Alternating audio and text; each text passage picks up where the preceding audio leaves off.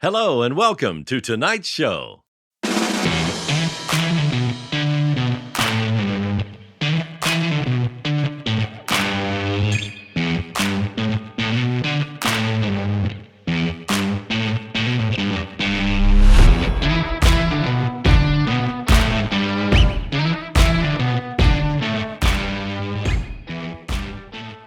And hello and welcome to episode 175 of On the Bench, the podcast for scale modelers by scale modelers, all about scale models. And this episode is being brought to you by our latest Patreon supporter, Brad Ralston. You too can help support the show just like Brad. Simply go to www.patreon.com/onthebench and pledge any amount from as little as $1 per month. Your contributions are greatly appreciated and it has helped us with our publishing and production costs. And of course, every Patreon supporter gets an OTB sticker. Hi, I'm Scott, the creator and owner of the Scale Modeler Supply, Australia's largest manufacturer of hobby paints. Our premium airbrush-ready acrylic lacquer paints are designed specifically for use on plastics, with a comprehensive range covering all popular modelling subjects including military, aircraft, rail, auto, sci-fi and more. And not only that, but we also have a wide selection of essential hobby tools and now, infinite colour, and new range of water-based paints for miniatures. So to check out our range and to find your closest retailer, please visit our website at scalemodeler.com.au. So when quality matters, choose SMS Paints. And hello and welcome to the show. And joining me in the studio, I've got Ian. G'day Dave, g'day Julian, g'day listeners. And of course, Julian as well. Good morning. How are we all, gentlemen? Good. What's been happening? Besides work, not much. I'm going to make a confession. I'm at my pretty much tether with building this XB. Yeah. This is the resin one. Yes. well, that's interesting. My Julian's just dropped his microphone. Yes. Hang on a second. Let's just cut here and let me just pause here and we'll come back. Well, I'll fix this. Hang on a sec. Okay, so the microphone's all fixed now. yes. It just completely fell off. Yeah, it just fell off the arm. Yeah. So this is the Falcon. Yes. Ford Falcon XB Coupe. Yes. Yeah. That's a. It was a nasty kit to begin with. It's look, I'm going to admit it's not the greatest kit. Unfortunately, this thing I'm now being blessed with millions of little pinholes. So every time I fill a pinhole, which, as you know, with resin, if you're trying to the old style resin, the pinholes are so difficult to fill to begin with. Swiss cheese, so small, yeah. So and it really does look like Swiss cheese. It does, yeah. It's yellow, right? And then you cover them up, and then you got to sand it back nice and flush again. And as you're sanding it, more holes are popping up. Yeah. And it's just the point where I spent nearly 3.5 weeks, and I haven't even got the body looking half decent yet. This always reminds me of the Swiss cheese thing, where the more cheese you have, the less cheese you have. Time to let it go because there's holes in it. Yeah. I don't like doing that. Mind you, it only cost me $25 as a swap and sell, so it's not like it's going to kill me financially. That's ridiculous. I would have that's a full resin kit. So $25. I mean, he must have really wanted to get rid of it. And I can see why. Well, I think I mentioned last show, the interior's warped, shrunk. Right. You put the dashboard into the slot and the left-hand side of the dashboard is hidden up underneath the front windscreen. Right. Whereas it should be protruding inwards towards the driver's seat, and there's like a good millimetre gap between the interior and the outside walls of the body. And okay. Yeah. Is there anything that can be salvaged to use on another kit? No. All right. Into the well of tears then. Not really, no. Yep. No. The well of tears shall be fed tonight. So I think it's getting to the point. Like this weekend's going to be the either continue with it or put it in the bin. Yeah. Look, I think it's time for you to take it out behind the barn. Yep. And shoot it. I love that expression. Yeah. It's my favourite expression. Well, DDA's bringing out the XW GTs. There you go. Just sit in your hands and wait. Yeah. Yeah. Build one of them up. Yeah. I think you should give a a go of trying to get something across the line before we go up to Canberra? No. Oh, that's only what 2 weeks away. 2 weeks. I'll never get anything finished, but I've got one kit I'm bringing with me, maybe two, if I can figure out what category to put it in. Not going to do anything at all. I've got me Mooseroo Cup build. I've already entered. Yeah, that'll be good. And if speaking of Mooseroo Cup, did you see? Geez, Will did well. Yes, I was going to mention that. SMC? Yeah, he got. Didn't he get a gold? Yeah, and you know who also I noticed snuck in there? A Who? good friend of ours, Paul Gloucester. Yes. He What? took Yes. How does he get around? Dude, that guy, he's just amazing. like a show junkie. He sort of follows the world circuit. Yeah. But each time he pops up with a completely new model. So this was a Windgill, I think he had. And watching him do the build on that Windgill, like he's opened up the engine and made all the engine cowling panels by hand and Crazy skills. The cockpit, the work he put in the interior. He's probably one of the great 1/72nd scale builders in my opinion. Oh, he absolutely. Yeah. He's just and it was he's so unassuming, you know. You don't sort of. Oh, he's the most casual dude you'll ever meet. Yeah, that's so He'd probably pop up in bloody Canberra. You never know. Oh, it'd be good if he did. It really would. Be great to catch up with Paul again. Like, But I remember when we were in the States, I had no idea he was in the States, and we were at the was it the Strategic Air Command Museum, the Bomber Museum, and then next there time I was get a tap on the shoulder, and it's Paul. It's like, oh wow, what are you doing here, mate? Expo this year. Oh, was it? Yep. Gets around that dude. Yeah. Yeah, I know. It's like he's like this. They must have a golden ticket with some airline or something. But maybe he's got he's comes from like a secret wealthy family or something, and he's able to just get on the family private jet and just jet set himself all over the world. Yeah, Secretly an oil baron or something. Yeah, you know? his father was Mr. Wayne. Julian, what about you? What have you been up to? So what I've been up to is that crab-looking spider thing. Oh yeah, the MAK thing. Yeah. So what happened was I decided I settled on, because I need to do like a sort of 3-tiered color pattern. Yep. And then on top of that, so I've got like sort of like a lower, mid, and then upper. And then on top of that, you got to sort of intersperse dots over it to break it all up. Yep. So I wanted something that the easiest way I figured was to airbrush the underlaying part, the sort of 3 tiers, and then do the dots on the top by brush painting. So I figured I need a paint that can do both. Why don't I try the good old Guns Aqueous line? That was a mistake, because when I tried putting the dots on, they came up a different color, even though it was the exact same paint from the exact same pot. So yeah, that didn't work out. So now I am, after we record this, I'm going to head off and try to find some brushable paint that will fit the colours I need, and I will just brush paint the entire model. A particular brand in mind? Scale 75. Yeah, the Scale 75 stuff is what I'm going to try and go for, but if I can't get what I need, I'll go to Vallejo. You might have to go down to Ringwood to pick up the Scale 75. No, they sold it at Hobby, mate. Oh, do they really? Yeah.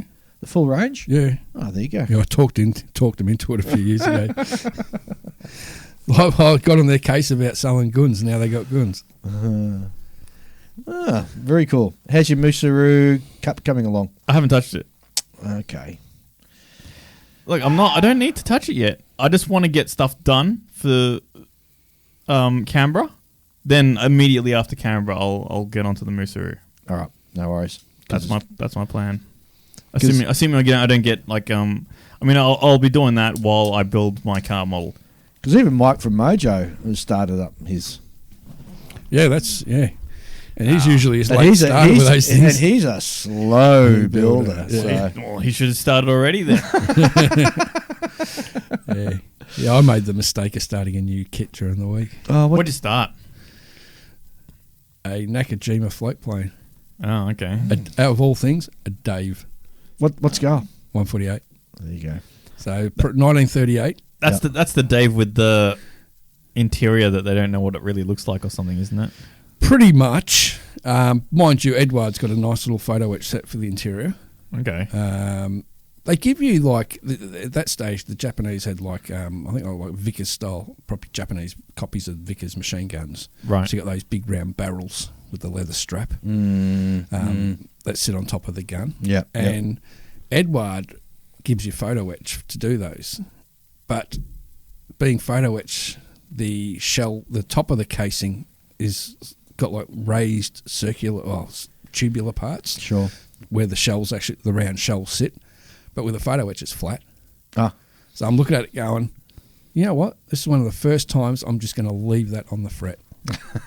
I'll just because the Hasegawa ones look fine, and you got these tiny little openings, like about the size of your thumbnail, to look into. Right. Yeah. So you're not going to see much to begin with. Yeah.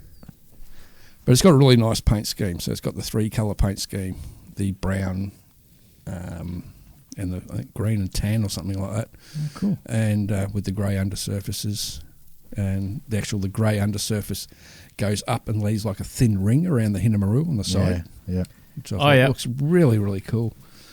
So yeah, I might have a go at building that one. And you have to rig it. Yeah, I had a look at it because, funnily enough, I found on YouTube there was actually a YouTube video on the Dave, and thought that was really handy to see because they had some good shots that only for a few seconds, but you could say, "Oh, there's rigging there." I didn't realise there was rigging there. Right. So and they're not detailed in the instructions? No. Oh, wow. Not at all. Does not mention rigging at all in the instructions. Oh, wow. But Okay. I've got a very good idea where the rigging is. Okay. So yeah, that's going to be like a little side project. Because the thing is, there's always more rigging than you think there is, right? Yes, totally agree. Totally agree. Always. What about you, Dave? Well, I bought a kit this week. Oh, It's Richie and Grat. So it's the MPC Eagle 4 kit from Space 1999. So you've got all the Eagles. So I've got all the Eagles now. So I built one, the Hawk. I'm currently working on the other Eagle, which will be... so any of them come with figures? No. They'd be too tiny. No, 72nd 72nd scale. No, not too tiny. You do that. Was it? Didn't they have a girl in there with purple hair? Yes. Yes. And yes, I'm really looking forward to getting stuck into this one at some point. So it'll happen. Yeah. What's the other news I've got? I paid for my tickets for my trip to the Nats next year. Nats next year, Wisconsin. Marvelous. So I'm going a bit of a circuitous circus. I'm going a different route. A different circuit. So I've got a good deal with Japan Airlines. So I fly via Japan this time over to the US and back again. Well, that should break up the trip a bit. Well, yes and no. I mean, it's sort of a little bit longer, but the beauty about it is on the way back, I get to stop in Tokyo for about, I think it's 27 hours or so, something like that. It's not a lot of time. But it's enough for me just to be able to shoot down to Akibira and have a look around at some of the shops there. And then miss your flight back because you got stuck somewhere. Well, yeah. But so that's what I'm sort of pretty keen to get. That's going to be the least efficient Japanese trip ever. Well, it's not costing me any extra to stay. Well, apart from the hotel accommodation, it's not costing me anything extra to go via Japan. Well, so. you're going to have to very, very quickly wrap your head around getting on trains. Well, I'm going to thoroughly research it. So I think because I'm staying at a hotel right at the airport. And the airport is the airport slap bang in the middle of Tokyo itself. So I'm not at Narita. So, and I think that train line from the airport runs up to Akibira anyway. I think. I'm going to double check that. First of all, it's Akihabara. Akihabara, thank you. People call it Akiba for short. There you go. Akiba. Done. Right. Tick. But it's easier if you just call it Electric Town. All right. Okay. Electric Town. Are you going to take me to Electric Town? Well, that's because it used to be very much Won't about... you take me to Electric Town? Well, We're showing our age, mate. yeah, I know. It's showing.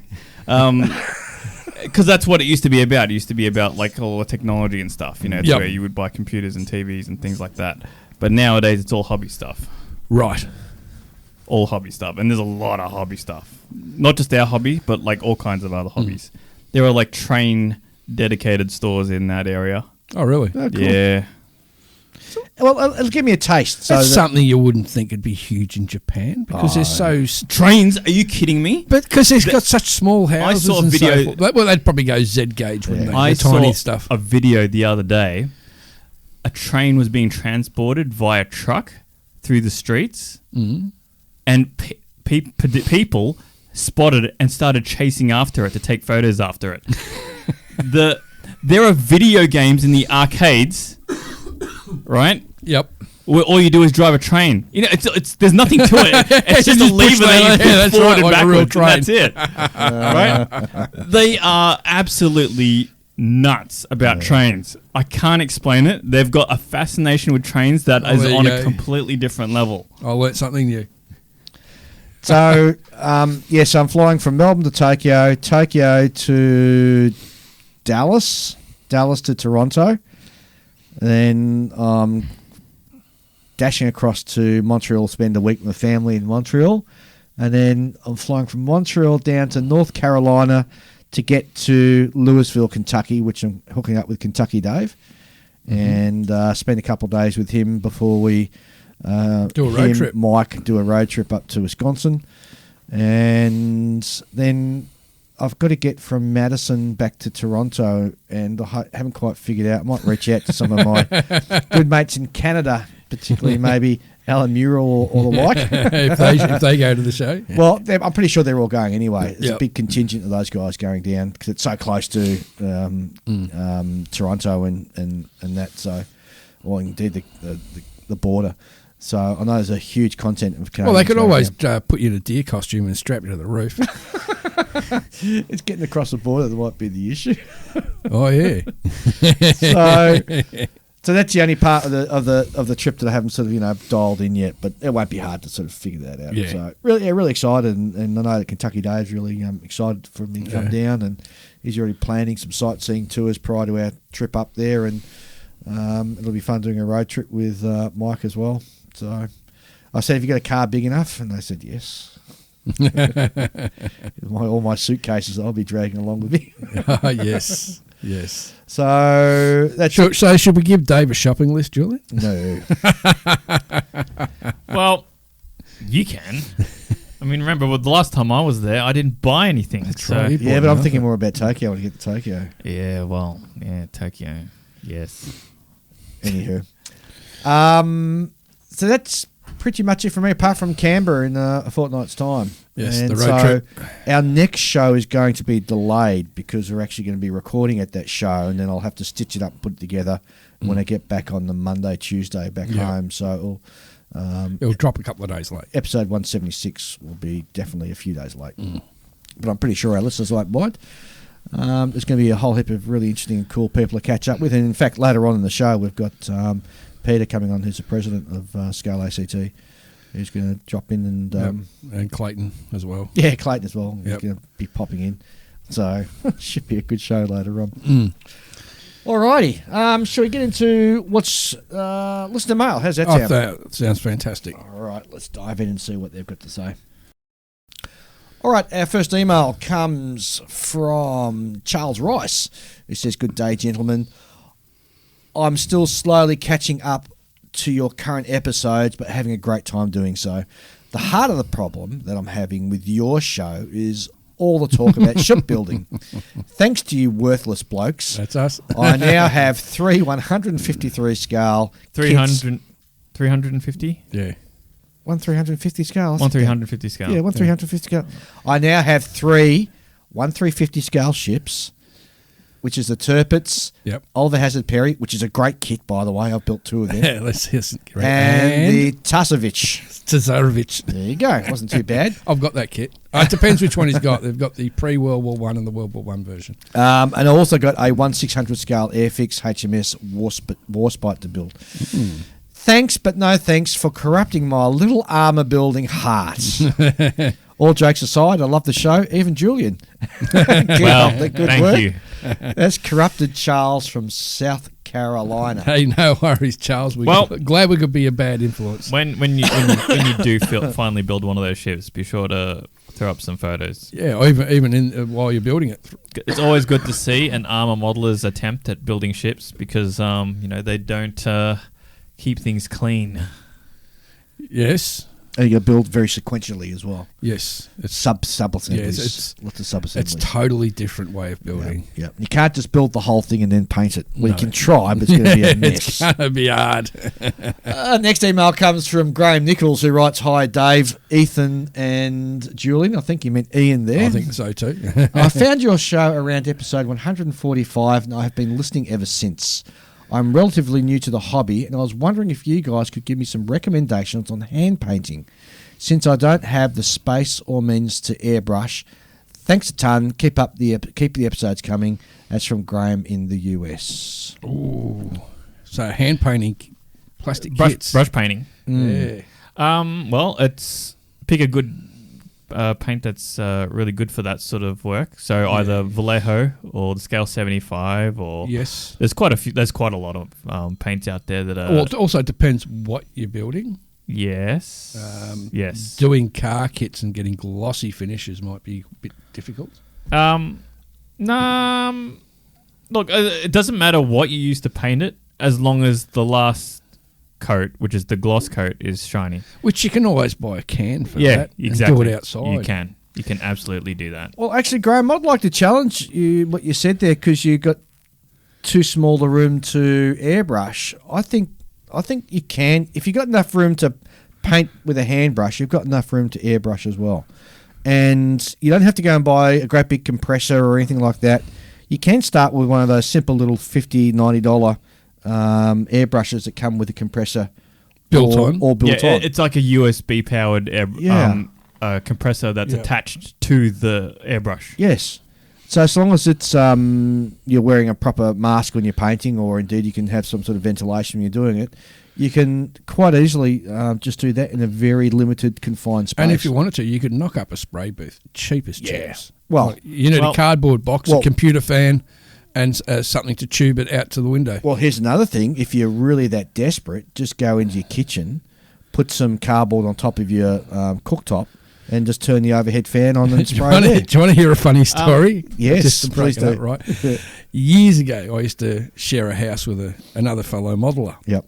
And when we moved into the house, it was a 3-bedroom house, and so we had there was a master bedroom and there were 2 smaller bedrooms. So what we decided was, he took the small bedroom at the front of the house, I took the small bedroom at the back of the house, and the master bedroom which was a huge room, was turned into the hobby room. Enough space for 3 desks and it had a built-in ensuite. Yep. So what we did is we got plastic and just wrapped the whole shower right in plastic. Took the cover off the vent. Right. Yeah. And put a table in there with the compressor, and the shower ended up being our spray booth. Jeez. And it worked great. What did you do for house inspections? Do you rip it all down? Yeah, it was just pull the tape off and pop the cover on. Yeah. The good thing is you pop the cover on so you couldn't see all the paint build up on the fan. But it worked a treat. Geez. It worked an absolute treat. Oh, gosh. It's such a good setup. Well, in any case, the design brief of this email is brush painting. So pick a good acrylic paint, and either Vallejo or Scale 75, or there's a whole bunch of other ones out there as well. Especially they tend to cater more to figures, but Vallejo paints do all the armor and aircraft colors and things. And for big areas, you want to use a flat brush. Yes. Make sure you thin your paints properly. I was going to say that you've got to do the Duncan Roads and at least 2 thin coats. Yes, at least 2 thin coats. So because you've got to build your paint up. Yes. If the thicker the paint, the more you're going to have brush strokes. Yeah. So you want to just do a full coat, leave it to dry properly, or get out the hair dryer.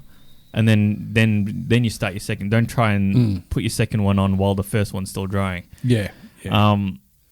And if you need to do gloss stuff, there are products out there that are glossy, and you just got to lay it down thick enough that it will even off. Yep. You could always just mix it with a bit of leveling thinner. Yeah. Some paints work. like Vallejo, people say that it's not matte enough. And yes, you could flat coat it afterwards, but if you don't want to do that, you can just get a hold of the flat base that either Tamiya or Guns sell, and then just mix a little bit of that into your paint while you're mixing it up on your wet palette, which is another thing. Get a wet palette. And you want to also put a bit of retarder on your paint too when you're hand painting. Yeah. Stop it drying too quick. A perfect place, and this goes well if you listen later on to the show, Graham, we're going to be talking about YouTubes. Go to YouTube and just punch in how to paint plastic models with paintbrushes. Paintbrush, yeah. And it's going to bring up a whole heap of different things for you, from the Warhammer and painting figures to painting full models with just a paintbrush. Yep. So there's that route. And look, I've seen some people pull out some really amazing paint finishes just with using a brush. Yeah. Stuff that I look at and I go, I've been modelling for nearly 50 years and I've got no chance of doing something like that. Oh, it's a dark. It's a dark art. Yeah, it's an almost a completely separate hobby almost. Yeah. And of course the core of brush painting is the metal part of the brush is called the ferrule, and paint should never touch it. Yep. You keep the paint in the bottom half of the brush. Correct. Yeah. So check out some of those YouTubes, Graham, and also have a look at, as I said, the all-in-one airbrush. I think you'd be surprised what you can do in a really small space. The other thing also, what Graham might also be trying to mention is maybe it's the smell of the spray paint. When you're spray painting, the fumes will travel further. But you can spray with an acrylic and it won't have that same smell that a lacquer will have. So yes, true. You can get around it. Yeah. All right, good luck. Well, hopefully we'll help you out a bit there, Graham. And report back to us too. We'd like to see how you're going, how you're developing in the future. All right, next one comes from Robert Judson, who writes in, I have built an Alpha that I can donate the glass if needed. Oh, it's just for Julian. It was built back in 2017. It was one of the first models I built after returning to the hobby. I know how real this kit is. It would save it for later. I don't quite mean with that. He made lots of mistakes early, including nearly melting the body, trying to strip a failed rattle can paint job. I'm quite certain the glass is usable, but it may only need a good polish. So that's for you, Julian. Hey. If you want to, you can, but I say just keep it for your model. To be honest, that's what I would say. Have you given up now on it? Have you? No, it's not that I've given up. I don't need to deal with it anytime soon. It's not like I don't have like a million other kits like waiting. Like I'm always. I have to. Hey, but then again, if myself. he's planning on scrapping the kit, well, you're going to get a free glazing out of it. Yeah, I mean, if you're going to scrap the kit, then I'll take it. But I've got so many other car kits I just want to grab my hands on and build right now. Anyway, I have to stop myself. If I actually just followed my desires, I'd start 5 kits tonight. Yeah, I know that. You know. Thanks, Rob. I'll shoot you an email with a postal address, so that'd be great if you can send it out. And gee, thanks very much. Yeah, appreciate it. I appreciate it. Yes. How wonderful the modelling community is. Yes. I read this one that came in. This is from Coran Gray in he's in New Zealand. You gonna say that name? Wakatane. Wakatane. For a start, his name is Coran Gray. I said Coran Gray. You said Korean Gray. I said Coran Gray. First off, guys, love the podcast. Keep up the great work, particularly the variety of topics and building genres that you guys cover. I'm fairly new to listening, so have heaps of the back catalogue to get through. I have just finished the Whoops episode, and I thought uncanny timing, as I have just had my biggest whoops since being back into building, which has been the last 18 months. So this particular model has been working on for the last 18 months, the first attempt at rigging, and it was a reasonable representation of the Zvezda HMS Dreadnought, attaching it to the base for the final photos, and bang, he dropped it cold from waist height. And, of course, the toast effect came into play. No. And so it actually landed mast side down. So what are you going to do, he says. So now he says, I built tanks. Oh God! And Touch some photos. he took some photos of the disaster. Well, blow up the photos. I want to look at them. I got to see these. Oh, Oh, that's that a is just- shame because how much work he's put in it. It looked too. like it was a really good job too. Yeah, It's a really cracking build. you can't salvage it. Oh, I don't think you could salvage that. I don't know. I think I don't know. I reckon you'd probably be able to salvage that. Yeah, I think your heart would be out. Yeah, I of it, know. wouldn't That's it? the thing. Getting past the massive disappointment. Anyway, no. he closes with, can I shout out to other listeners who are members of our Great We Facebook group, the Kiwi Model Builders. Yeah, good Happy bunch of guys. building. Good bunch There of you go. guys. Thanks for that, mate. And Yeah. better luck with your tanks. Yeah. Yes. Okay. This one comes from Lewis Toledo. Hi, guys. My name is Lewis, also known as LT Models on social media. Do you know of him, do you? I do. Oh, there you go. There you go, Lewis. You're famous in Ian's. I'm from Lancaster, California. I've been modelling for about 10 plus years and just wanted to thank you for what you're doing for scale modelling community and wanted to congratulate you on your success. Keep up the good work. Thank you. I had a question suggestion for the podcast, and it is something that I've been noticing in the last few years of being part of IPMS, but also of the scale modelling community in general. And that is, why isn't there an IPMS or Scale Model Hall of Fame? Maybe there's one around already that I'm not aware of, but I haven't really seen one for general scale modelling. I know it might sound a bit odd at first, but seeing different clubs such as car clubs, sports clubs, or even aviation and space clubs all have a Hall of Fame of sort. So why not have one for scale modelling? It is, in my opinion, a form of arts, and I would love to know your thoughts on this and maybe hear your suggestions for a Hall of Fame inductees. People who are not just famous modellers, but have contributed something to the hobby. I think that having one would give us modellers a chance to hear and recognise other modellers from around the world. Again, thank you for doing what you're doing and keep up the good work. Hope to hear from you guys soon. That's from Lewis Toledo, otherwise known as LT Models. Yeah, that's an interesting thing, isn't it? Yeah, there is no. Well, I suppose there is like a Hall of Fame, but it's not really. How do you? It's mainly just what we as modelers, the people who we talk about the most. But to actually set up a Hall of Fame would be, I think it's a cracking idea, but I think that there needs to be. You'd have to set up a committee, and I think it needs to be an international body sort of overseeing. Oh, definitely. Definitely. And it doesn't have to reside physically. The Hall of Fame could reside digitally. Mm-hmm. And It's yeah. I mean, like the easiest sort of model that you would follow would be, say, something like a Time Magazine Person of the Year or something along those Modeler of lines. the Year. Yeah. But see, like people are always going to disagree with whoever Oh, wins it, right? Definitely. yeah, but Hall of Fame is different to like the a Time Academy Magazine Awards Person sort of of the thing, Year yeah. type thing. A Hall of Fame is where you're biggest and best. Oh, but also generally it's too. people who have contributed. Yeah. The ones who have done the most contribution to the hobby Yeah, for the particular year. yeah. Well, not just for the year, just in general. Mm. It would require a special, well, not special. It would require a group of a committee of very sort of dedicated people to sort of sit and sift through the wheat from the chaff. Yes.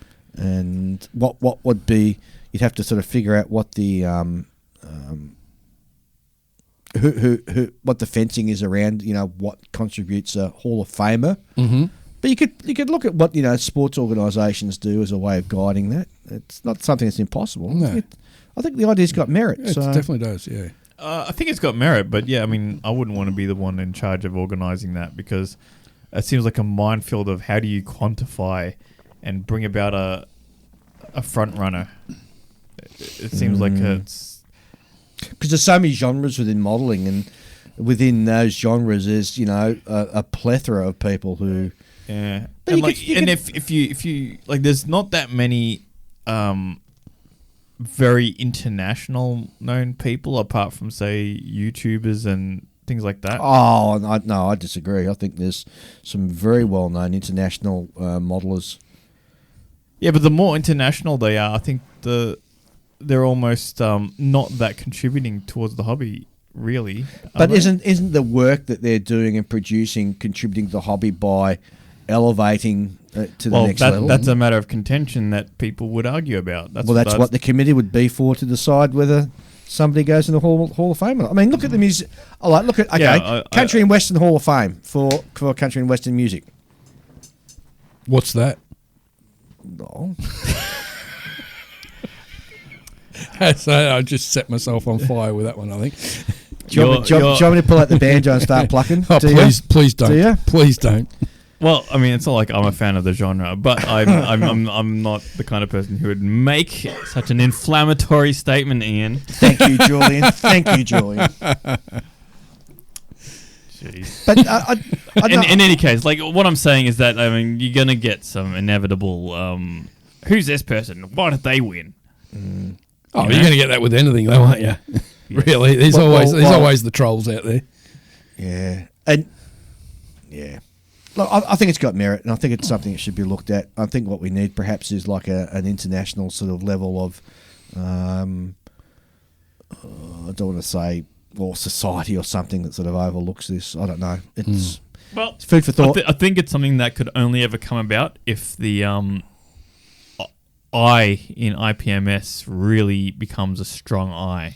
Well, I don't think it's necessarily up to IPMS. I'm pretty sure there is some. But I'm pretty sure there it is some. needs to be like an international thing. Yes. It absolutely has to be an international thing, and there needs to be a bigger joining of all these different countries. Well, I'd argue that IPMS isn't really international as such. It doesn't sit there as the UN, does it? That's right. But I mean, and I think that's what I think there needs to be a body that sits in that kind of a position before you could address such a thing. Yeah. I agree 100% with you. And I think so you're basically going out of one world government situation with modelling. That'd go right down your conspiracy theory. That's it. I'm going to start wearing a tinfoil hat now, mate. All right, that's fantastic. Yeah. All right, great conversation. Great email. Let's have another short break, and we'll hear from the Falcon with what new kits are coming out back shortly. Hey everyone, it's Chris at Inside the Armour Publications.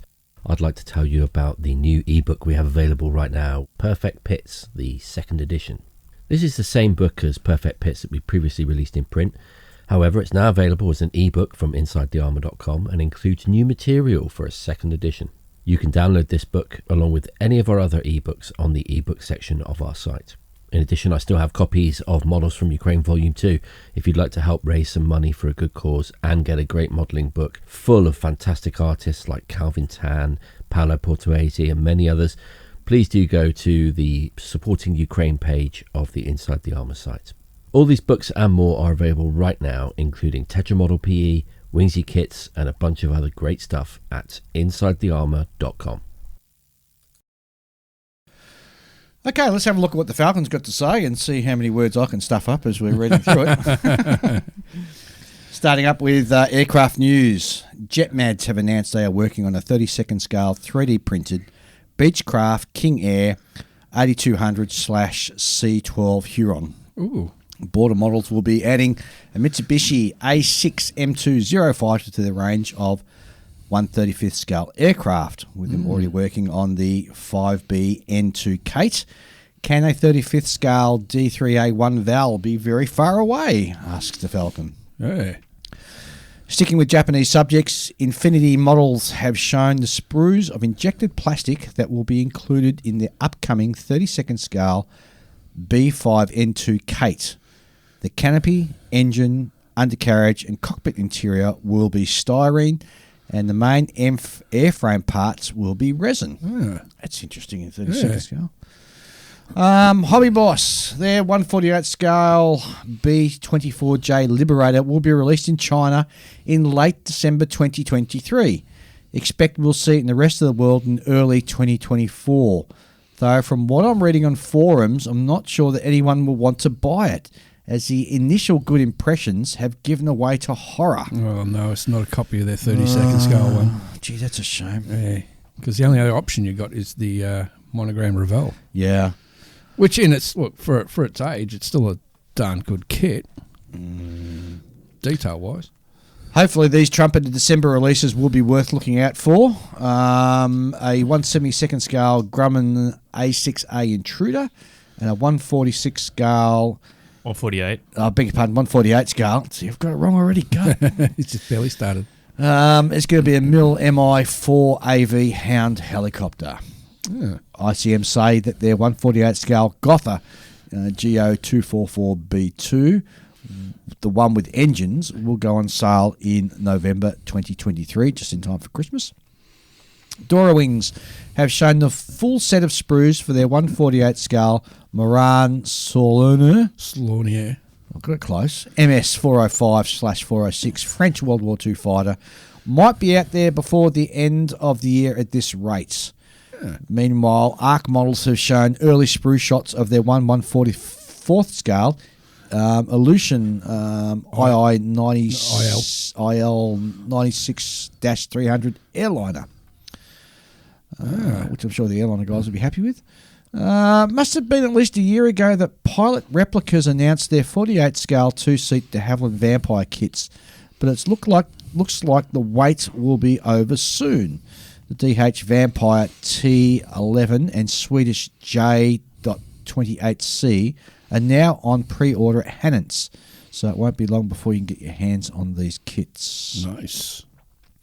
There's been a fair amount of info coming out of Edward recently. Their 48 scale P51B/C Mustang will be released in the first quarter of 2024. They have shown CAD renders which look promising, while the data used to design the P51D was the starting point for their P51B/C. The only sprue the BC will share with the D is the armament and drop tank sprue. Yes. The 148 P40 is a high priority, and it will come out after the release of the P51B. They're hoping to have design work completed in the first quarter of 2024, with the release of the first kit planned for the second half of the year. Yay. The 148 scale P40 design is based on data used to design the Special Hobby 72nd scale kit, but information gained from scanning 3 real P40s may modify the final design. The first release is going to be a P40E, apparently. God, that's going to really hurt my budget. I thought you'd over and done with all your P40 stuff now. Never. Oh, okay, there we go. Never. The 148 scale MiG-21F-13, based on the original kit, but is redesigned from the ground up. This will be the third generation of Edward MiG-21s and is said to feature interesting design and technology solutions. Release is planned for late in 2024, hopefully for E-Day. Because of the poor economic situation and reduction in sales, a couple of projects have been put on hold. The 48 scale Avia S199 and Balink L13 glider will be frozen while Edward concentrate on more lucrative projects like the P40. Yeah, well, you've got to keep the money rolling in. Well, when conditions improve, they hope to restart the work on those two projects. There will be a family of 48 scale Junkers Ju-87 Stukas. Edward have already scanned a Ju-87D at Hendon and the remains of a Ju-87B in Berlin. Interestingly, the scan data will be used to help restore a real Ju-87B. An American-owned Stuka is currently being reconstructed in the Czech Republic and also in Hungary. That's interesting. Edward are unsure whether they will do a Ju-87A, which I personally think is the prettiest one of the lot. It feels like they aren't that keen. If you are keen, maybe you should send Edward an email and put your case forward. There you go, Dave. Yeah. The first Stuka kits will be available in 2025, though I doubt it will be on January the 1st. How time flies. Armour Hobby are about to celebrate their 10th birthday. To mark the occasion, Armour are releasing a special edition of their 48 scale Hawker Hurricane. The Hurricane Mark IIC Jubilee contains the plastic canopy and wheel masks and 3D printed parts. Decals for 3 aircraft that took part in Operation Jubilee, which was the ill-fated Dieppe raid in 1942. Micromere have announced that they have started work on a kit of the British twin-engined helicopter, the Bristol Belvedere. Well, it's an ugly helicopter. Yeah, I didn't want to say that. Oh, it was shockingly ugly. They haven't mentioned anything about the scale, but people are saying probably 72nd scale. Whether that is actually insight or just wishful thinking, who can say? It would be pretty cool, though, if it was in 48 scale. Qatari is saying that they have a new 32nd scale kit in development. As usual, they're not giving much away. On the website, there is a black square with a caption, "Not a Spitfire." So at least now we know what it isn't. Yes, we're all just going to be wondering. I think, since they do heavily Kiwi builds, if they're going to do fighters, there's a chance they might be doing maybe a P40. Since the Kiwis use the P40s a fair bit. Well, it could be a P40 or it could be a Corsair. Or it could be a Mustang. I'd like to see what they can do with a P40. Yeah. I think there's enough Corsairs out there that perhaps they could perhaps skip that. Yeah, because, well, to me it does a stunning. But having said that, whatever Qatari do is going to be brilliant. Yeah. Everybody's going to buy one anyway. That's right. Yeah. Totally agree. Moving on to boats. Floaty things. Well, he says boats and not ships, so... Micromere will be releasing a 35th scale kit of the Crusader K6 jet-powered boat. Designed by Vosper, the Crusader was built for a world record attempt, piloted by John Cobb, who had earlier held the land speed record. The Crusader and Cobb were lost when the boat broke up while making the attempt. That's right, yes. The thing just disintegrated. Interesting subject for Micromere to do. And I think that might actually do quite well in the UK, to tell you the truth. Yes. Another new company has bobbed up. This one is Neverland Models. And they have announced their first kit, which is going to be a 1/44th scale German U-boat type 7C, the U-96, as seen in the movie Das Boot. It's an all-new tooling, moulded in colour, so it doesn't require painting, and the parts snap together. Oh, God. Well, no, with today's technology. Yeah. It measures just under 50 centimetres. I'm assuming that's in length. Yep. It's half a metre. Yeah. I don't know. I'll wait. Don't poo-poo it straight away. No. All right. Let's go into military vehicles now. Das Work have just shown a test shot of the SDKFZ 234/2 Puma armoured car. Well, they're the coolest armoured cars. 100%. They're so awesome. And, of course, it's in 1/16 scale, which is the current scale that is in flavour. Yep. Expect this to be the first of a family of this vehicle. I can think of at least 4 or 5 others based on the 234 8 rad. Early days yet, as well as many other details need to be added, but it looks impressive at this stage, certainly big. Freedom Models have announced a 1/16 scale World War II R75 BMW motorcycle with sidecar. Woo, Dave's happy. In 1/16 scale, yes. There will be 2 boxings. One will be a resin driver rider figure, and one without. The figure will also be available separately. I'd like to see a Zundup done in one from World War II in 1/16 scale. That'd be awesome. Trumpeter kits slated for release in December. Here we go. 1/16 scale SDKFZ 251/22D. Ooh, that's the interesting one. And the SPV with the 75mm Pack 40 on board. Yes. Yeah, that's the one. Yeah, that's the tank killer. I think somebody's already got their hands on this. I'm starting this. I might be imagining it. I don't know. 1/35 scale, the NASAMS, which is a Norwegian Advanced Surface Air Missile System, is also going to be released. This should be interesting. I wonder how that would come, what it would look like. We'll have to have a look at Trumpeter to see what it's going to be. Yeah. So, I think Australia's actually buying some of them from memory. Oh, are we? Trumpeter have announced a 1/16. See, everybody's jumping on the 1/16 scale bandwagon now. Trumpeter had announced a 1/16 scale Tiger 1 early production for release in October. Turns out it'll be a Tiger 1 late production instead. Tiger aficionado David Burden has had a look and has noted some problems, some easy fixes, some difficult. If absolute accuracy is important to you, then you might want to do a bit of research before you lay down your cash. Another trumpeter December release, but this time it's in 72nd scale. It's a German Panzertragenwagen. Try saying that 3 times. I said that well. I'm proud of myself. Mini Art are adding to their ever-growing Stug lineup.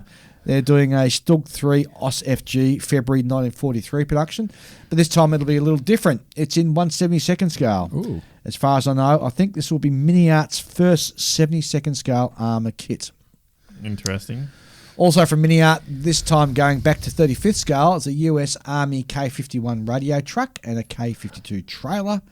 The truck features a comprehensive interior fit-out, including the SCR 299 radio and operator's positions. The trailer can be displayed with a tarpaulin cover or open, showing off the PE95 generator, and there are going to be 5 decal options provided. I Love Kit have shown the box art for their forthcoming 35th scale US Army M48 main battle tank. As depicted, the tank will have a cupola from the M48A1, not the type which it was initially equipped. We don't know what will be in the box, but if you are buying an M48, surely you will want it to look like an original M48 and not like an M48A1. Mm-hmm. Border Models will release a 35th scale kit of Israel's Merkava MK2D, and the kit will feature full interior with workable tracks. Excuse me. Take a swig of my orange juice just to wet my whistle as I continue on. Whoa, it's a big one this fortnight. Rifle Models have shown box art and CAD renders of their 35th scale Challenger 2 MBT in Ukraine. The renders show slat armour and extensive cope cage. The slat armour appears to be photo etch, but the mesh of the cope cage is depicted in a different colour to the rest of the parts, I should say. I suspect the cage mesh will be provided as plastic mesh. Oh, I see, yep. Riffield are also offering a new version of the 35th scale German SPZ Puma. The new boxing, which is the German SPZ Puma in UAE.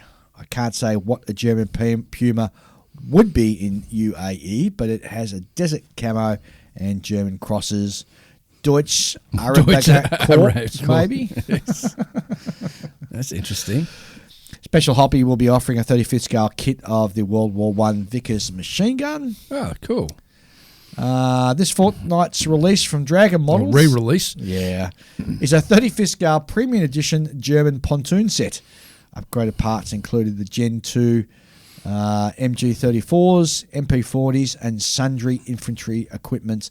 The set also includes 4 Wehrmacht and 9 Pioneer figures, and 2 pontoon bridge sections with rubber boats. Science fiction. Meng, seemingly rubbing our faces in the fact they have abandoned real military vehicles altogether, will be releasing a 35th scale Grizzly battle tank. Apparently this vehicle features in the Command and Conquer game, which I played ad nauseum. Yes, we did when we were younger. Was it the 80s or the 90s? 90s. Yeah. Love that game. The kit has workable tracks, can transform into Fortress mode, has a lighting system and a sound control group. What? So you can press a button and hear the crew talking to each other. Oh, no. The model... Not the sort of kit you want to have when you got small children around. Wait. And he writes on, the model is paint-free and no cement is required because it is a toy. I get what he's saying, but I mean, there's no reason why you can't paint that. No, there's not. Well, that's all from the Falcon. So that was a heck of a lot. Yeah. Have you guys got any news? Because you know what I wouldn't mind seeing as a model, the Kirov airships from Command and Conquer Red Alert. Yeah. There's a whole world of stuff. And the Sonic tanks and all that, and the Prism tanks and all. Man. All that stuff was very cool. You'll probably get them 3D anyway.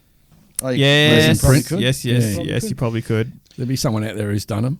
I came across this little gem of an item, and from I can see the name of the Well, Dave Scroll. from AMT. Yep.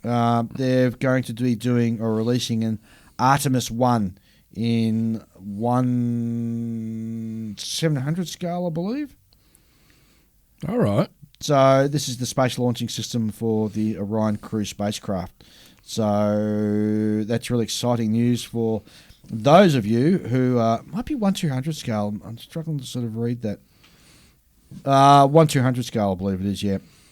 So that's really great news for the real space fans out there, of which there's a dime a dozen. Of course, I'm a card-carrying member of that group of builders. You are, yes. Indeed.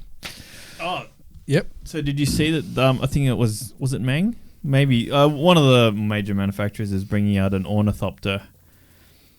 We spoke about that last episode. Yeah. Yeah. And they're doing two versions. They're doing the Harkonnen and the Atreides. And they're also doing a spice miner. Yeah.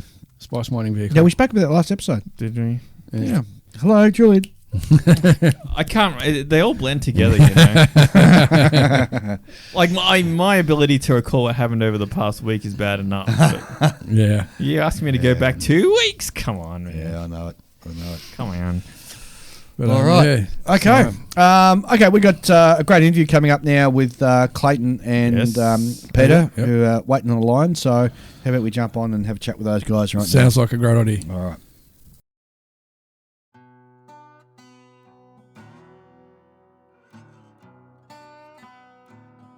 Whether you build aircraft, armour, ships, science fiction, cars or figures, the Fine Scale Modeller magazine provides the how-to information you need to take your modelling to the next level. In each issue of Fine Scale Modeller, you'll find clear how-to features on model assembly and finishing written by experts, reviews of the hottest model kits and products, tips and techniques for assembling, painting and finishing, as well as inspiring photos of readers' models. To find out how you can get your copy of Fine Scale Modeller, go to www.finescale.com. Now it gives me great pleasure to introduce to you Clayton Ockerby. G'day, Clayton. Good morning. Good morning. How are we all? We're very well, thank you. And Peter Davis is joining us. G'day, Pete. G'day, boys. How are we today and everyone listening? Very All well, good, thanks. mate. Yeah. Hey, Pete, you've got some... you must be really jumping out of your pants at the moment, because in about 2 weeks' time, you've got Scale ACT 2023. What about jumping out of our pants or just running on fumes? We're flat out, and yeah, obviously we're heavily excited. But yeah, it's a big change. We're, like I said, we've chatted earlier in the year about the moving from Clayton High School over to Thoroughbred Park. So you know, we're going to be in an exhibition space similar to those that have been to Expo, I guess. Probably not quite as big, but pretty close. But yeah, it's going to be, you know, it's a big change. The boys and girls are working hard behind the scenes to put on another great, another great scale up for everyone. Awesome. And you've got some interesting guests coming along. They're going to be talking, who are going to be doing demonstrations and such. Yeah. Yep. We've got 9 of Australia's best scale modelers coming to do demonstrations. So, the likes of Clayton Ockerby, Sam Dwyer, Chris Lehman, Greg Lester, Paul Durville, Marissa, Lincoln Wright, and apologies if I've got any others I haven't written down this morning. You forgot mine. Yeah, it's going to be absolute cracking. Dave over here. Yeah, we've got it, and yeah, and I don't know. I haven't even got you in the notes there, mate. I must have missed that. I'm sorry, but Boom, boom. My invitation must have been lost in the mail. Yeah, it must. Yeah, I'll have to go through my inbox. Sorry about that one, but absolute cracking lineup. So cracking lineup. So it's going to be, it's new. Like it's something that's probably been a little bit neglected in previous years at our event, and it's something we've put a lot of focus into to make it add to the entertainment and put something on for the people that are travelling to Canberra to give them something to do while they're at the event, while they're wandering around. So, sensational. Probably Thoroughbred Park. So it's 1 Randwick Road, Lyneham. Saturday the 11th and Sunday the 12th of November, 9:30 a.m. to 5 p.m. Was it $5 an adult, $2 a kid, or $10 a family? So it's pretty good price to get in and have a good weekend. Very good price, yeah. Yeah, $2 Can't per find value model. like that. Can't find value like that often, can you, Pete? That's a bargain. Oh, it really is especially compared to other events similar and other events like that in Canberra as well. I think we're very cheap. So it's definitely a cheap weekend to bring the kids out and the family out as well. Cost effective, Pete, not cheap. Cost effective, yeah. Sorry, yeah. Never cheap. Yeah. It's not cheap. Yeah, it's not cheap. It's a very professional event. So yeah, I shouldn't say cheap. It's cost effective and easy on the wallet to have a good weekend. $2 per model for those coming to enter, which we hope to see. Everyone's been working very hard, and it's the last big bang for the year, I guess. So we'd love to see everyone's hard. All those fantastic models have been built all year end up on the table in Canberra. Entries are tracking well already. I think last count was a bit over a week ago, but we're already over 150, and normally it starts out pretty slow and we get a big spike in the last couple of days before it shuts. And on entries, it's online only. So to speed up administration and getting your stuff on the table on Saturday morning, we really need everyone to jump online and enter online to it's essentially online entries only. When's the cutoff for the online entries, Pete? Yes, cutoff. That's a good point. Cutoff is midnight Thursday before Scalax, so that would be the 9th. The 9th. Yeah, Thursday the 9th at midnight. So still plenty of time to get those entries in, and at the last minute, if you're like most of us, still working on stuff probably up until Saturday morning to put it on the table. But yeah, so it's plenty of time there. What else we have there? Some big news there with the traders. Actually, we've got 23 traders coming now. Wow. We've now got obviously you've seen the YouTube and the press about we've got Kinetic attending for the first time, and in collaboration with myself and some people from the Air Force and the War Memorial, we're doing a limited edition release of a classic Hornet with Operation Ockerby decals. Wow. At the event. So it's pretty exciting. And yeah, it's all been shipped to Melbourne to Kinetic at the moment, so it'll definitely be there on the weekend. And just in the last couple of days, we'll have Magic Factory attending as well, so our second international exhibitor. Oh, cool! So they're relatively new to the game, but there's a lot of excitement over their new Corsair kit. But they'll have representatives. Right, I've seen that online. That was impressive. It does look impressive. You get two kits in the one box and all that sort of stuff. It looks quite good from what I've seen so far, but they'll have representatives at the event for Magic Factory. So we'll have two international traders represented, manufacturers represented at the event, along with all our other fantastic Australian retailers and sellers and stuff that will be there. So it's also going to be a cracking weekend. The swap and sell, like everyone loves, will be running over the weekend for both days like usual. And then there's a Matchbox 50th anniversary display too, which is one of the major displays, cool. From what I've seen, it's going to be a cracker for those oldies and stuff that have started off probably building Matchbox and Airfix, which we did. Yeah, exactly. I don't know. It's shaping up. Yeah, so it's flat out, and it's been absolute fantastic support, and can't thank you guys enough for plugging the show, and some people that don't want to be mentioned from behind the scenes that have been helping as well with artwork, etc., for our banners and posters and all that sort of thing. It's all greatly appreciated. It's just been absolutely such a warm help from everyone. It's been fantastic. So it's shaping up to be a fantastic weekend, and we're like I said, we're flat out. A couple of weeks to go. Just got off the local ABC radio as well this morning, so I've been gobbing off a bit this morning about the event. But like I said, it's going to be a cracker. So those that are still on the fence about coming, it's definitely not. It's still Scalax has always been great, but it's definitely hopefully going to be better again. So if you haven't been for a year or two or whatever, this is definitely time to come down and have another look at it again. So.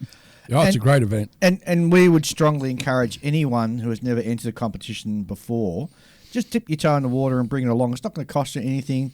Nobody cost them $2. Well, it's going to cost $2, yeah. But, yeah, $2. But nobody's going to go and skin you alive if you're No, definitely not.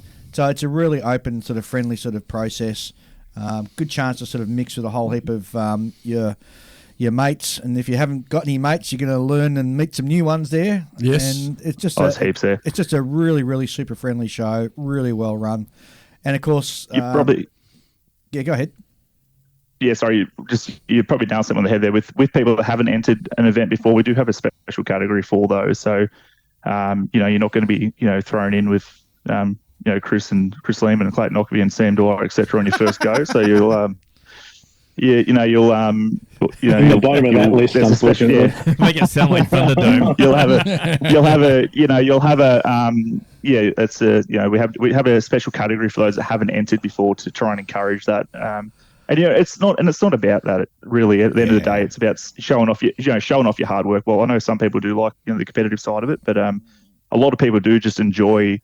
Like myself, just enjoy to see what everyone's worked on through the year.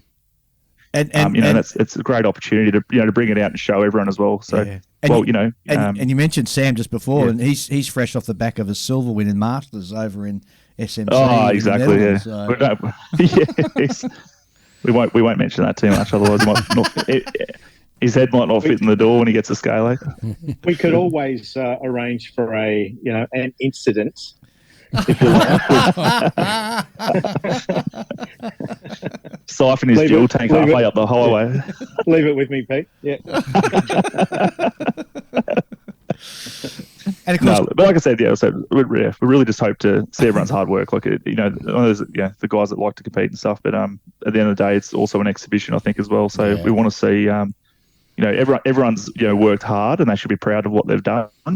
And they should, bring it out and let us all, have a look and have a chat about it. So. And it's about celebrating the hobby more than the competition side. Exactly. So, yeah. Come along and be part of it. Yep. And definitely. Yep. The other good thing too is the ability to catch up with a whole heap of really great guys. I mean, we're catching up with Lincoln Wright on Friday night for dinner. And no doubt we'll catch up with you two retrobates on Saturday night for dinner somewhere. On Saturday, yeah. Which, if last year is anything to go by, and I'm looking at Ian who got 6 sheets to the wind. Hey, I was fine, mate. I was fine. and I still haven't done that on the bench. We watched Clayton. Clayton gets two bloody champagnes in when he wants to go do karaoke. So. I just want to let my hair down, Pete. I haven't done that for a very long time, unfortunately. That's right. And we still haven't done the On the Bench After Dark episode yet, and I don't know whether I should or shouldn't. So I think we should. We'll see what happens this year. Definitely. Well, that's great, Pete, anyway, and congratulations so to you and your club for what's going to be a really exciting competition and event. And like I said, we're just so excited. We can't wait to get up there. So it should be appreciate it. Really, really cool. Yep. Yeah, looking forward to a great weekend. So I think, like I said, meeting everyone, catching up with everyone, and seeing all those fantastic moles will be a great weekend. And of course, Clayton's going to be there. And speaking of Clayton, you've just released your latest YouTube on now. Let me think. It was painting the leopard, wasn't it? Correct. Yeah, it was the second part in the series I'm doing there. Painting the urban camouflage scheme with the mask set and whatnot. So hopefully that's adding some value to people. It went up at 6:00 Australian time last night. And just in time for what I was having dinner and watching it. And that can be seen on your YouTube channel, which is Workbench Hobbies. And correct. Thoroughly recommend you guys go and check that out. It's a great little thing, which leads us into our main topic, obviously, which is the influence of YouTube on the hobby. And I thought it'd just be a great sort of discussion point because I think the hobby the advent of YouTube has allowed a greater range of people to come in and raise their standards quicker than what perhaps would have been the case if YouTube wasn't around. Oh, without doubt. I mean, it's just exponentially increased the skill set and the level of work and the techniques people are using and whatnot. I mean, it's this incredible online library that's there for everyone to access, essentially for free. All you've got to do is give yourself, it costs you a little bit of time to watch some ads every now and again, but what an incredible resource. Yeah. I mean, it's just, incredible. It is. And, it's as much as the books that you buy and the how-to sort of books that you buy, they're really, got beautiful photographs, and there's nothing beats an actual video showing you how to do a technique, whereas in the book sometimes it's hard to discern how you actually do a particular technique, but when you watch somebody, bang, you've got it sort of straight away. Yeah, and the way I approach my videos is almost like it's, this is how I'm trying at least. It's almost like it's a book or a magazine article, and I'm reading and like narrating what I'm actually doing, but rather than just seeing that still picture, you've got the little snippet of video to go along with it. And I try to keep the pace up so it doesn't get bogged too down into one technique or anything. But yeah, so I'm trying to make that crossover. I think there'll always be room in the hobby for print media and books and things like that. But I think the two things can work together well. And indeed they do work together well. And people can now have access to some of the modelling greats. I mean, Uncle Night Shift and Clayton Ockerby.